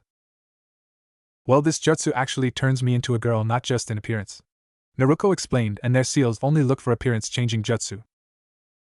Wait, so you're saying all this is real? Ino asked, gesturing toward Naruto's body. Yes, Naruto replied. So if I touch these, Ino said as she snaked her hands under Naruto's arms and latched them onto her and began to massage them, you would feel them as if they were real? Well, they are nice, a firm but not too firm, and good size too. I would say they are even bigger than mine, she teased. At this, Naruto's eyes bulged as she let out a slight moan. Yes, because they are, she said as she grabbed Ino's hands and pried them off. What, you gotta peek at us? Ino said, looking over at Sakura. We need to be even, she said with a sly smile. Yes, I gotta peek and you two gotta peek at me while back in the leaf, so that would be even, Naruto replied. But we didn't get that good of a peek, I only say from your shoulders up, Ino pouted. And you touched, I only looked, so I would say we aren't even, Naruto said with a grin. You wouldn't dare, Ino said as she faced him. Then in the blink of an eye she was gone, and Ino felt a pair of arms sank themselves under her arms and fingers dig into her own and begin to massage them as she felt a body press up against her back. So how do you like it? Naruto asked as she rubbed Ino's even harder and began to pinch her, causing her to moan. Oh God, yes, more? Ino moaned with pleasure, but it quickly stopped, causing her to look back at Naruto in confusion. Why did you stop? She asked.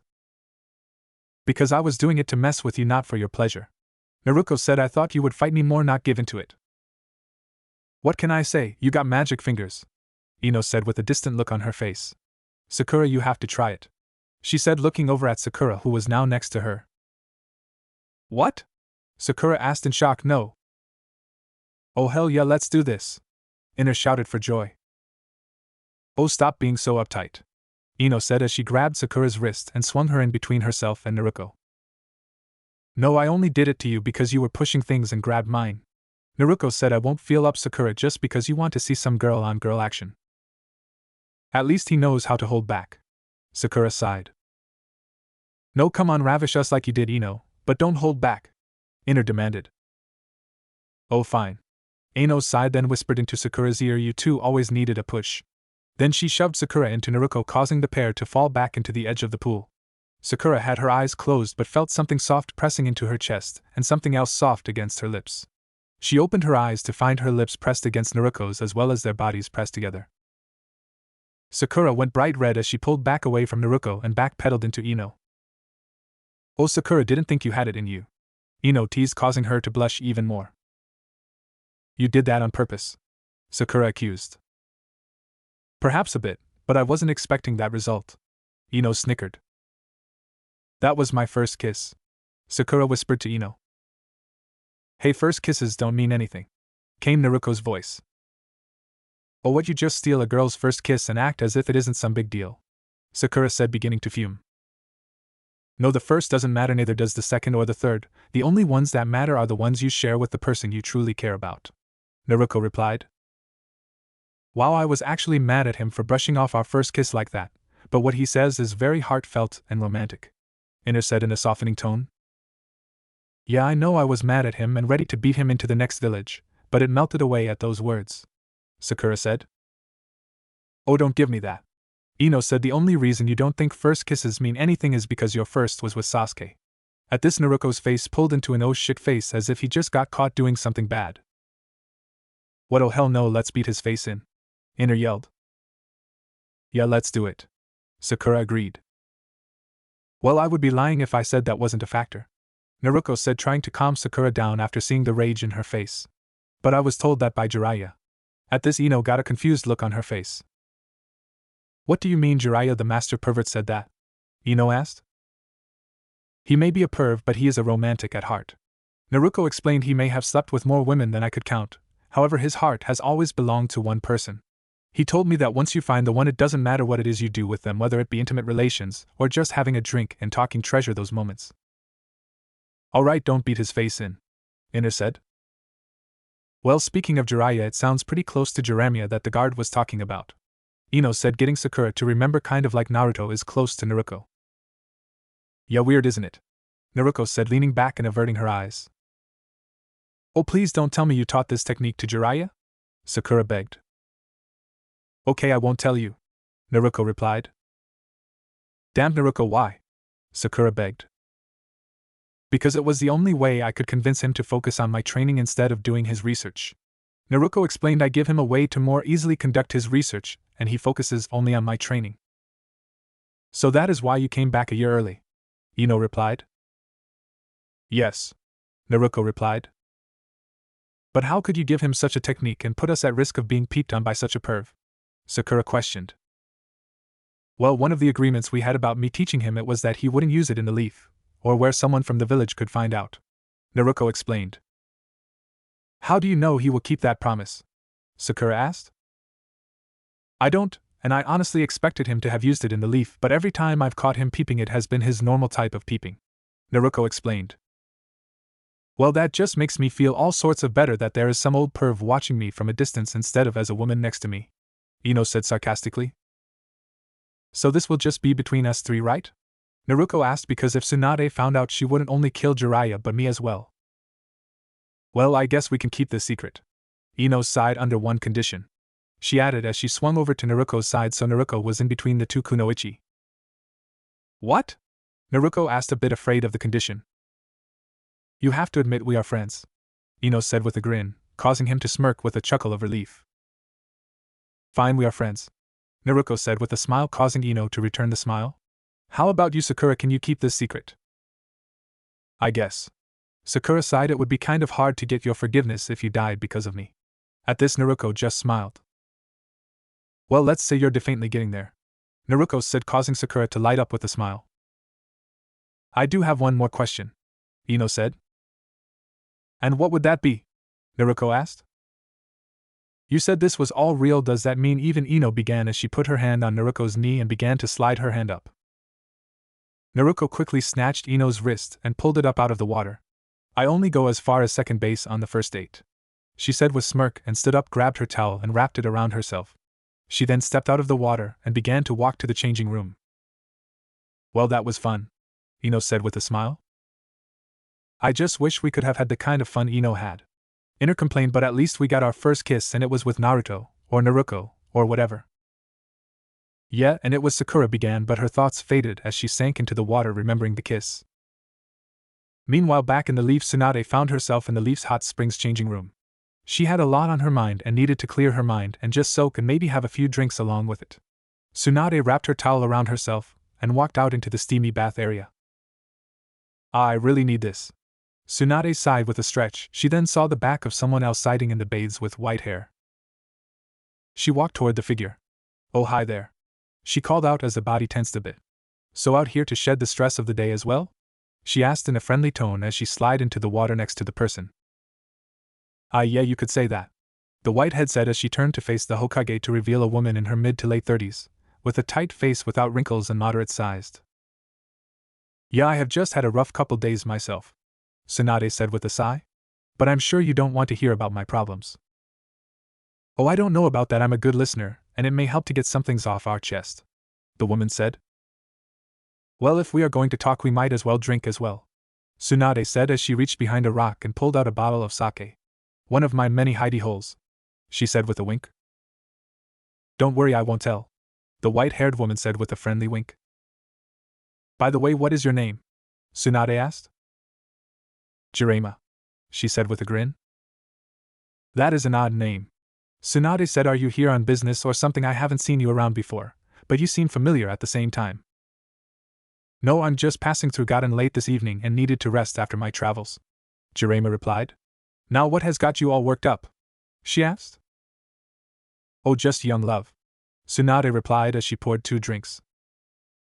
Not to sound offensive, but aren't you a bit old for young love? Jiraiya replied. Ha, no offense taken, I know I'm old even if I don't look it. Tsunade laughed. No, it's about my young apprentice. She obviously has feelings for this guy but won't act on them. Oh, and you want her act on it then? Jiraiya asked. Yes, I don't want her to go through life regretting not acting on it because of previous lose, Tsunade replied with a sullen look as she threw back her drink. You can't make decisions for others, you can only guide them from your own experience but must let them walk their own path, Jiraiya replied. Yeah, but I just don't want to see her hurt, Tsunade said, because she waited too long. Then show her it is never too late to follow your dreams, Jiraiya replied with a smile as she put a hand on her shoulder. Right, thank you, Tsunade said as she gave Jiraiya a hug. No problem, Jiraiya said. Acho, she sneezed. Someone must be talking about you, Tsunade replied with a chuckle. Hopefully it's something dirty, came a much deeper voice with a chuckle, but that wasn't the only change she noticed. The soft that were pressed against hers were gone, and a hard flat one was in its place. Tsunade pulled away from the hug and her face twisted into horror, as in the place of the white-haired woman was Jiraiya. What? Jiraiya asked as Tsunade's face went from horror to anger, and a tick mark appeared above her now shadowed over eyes, and she clenched her fists. Hey, what's wrong?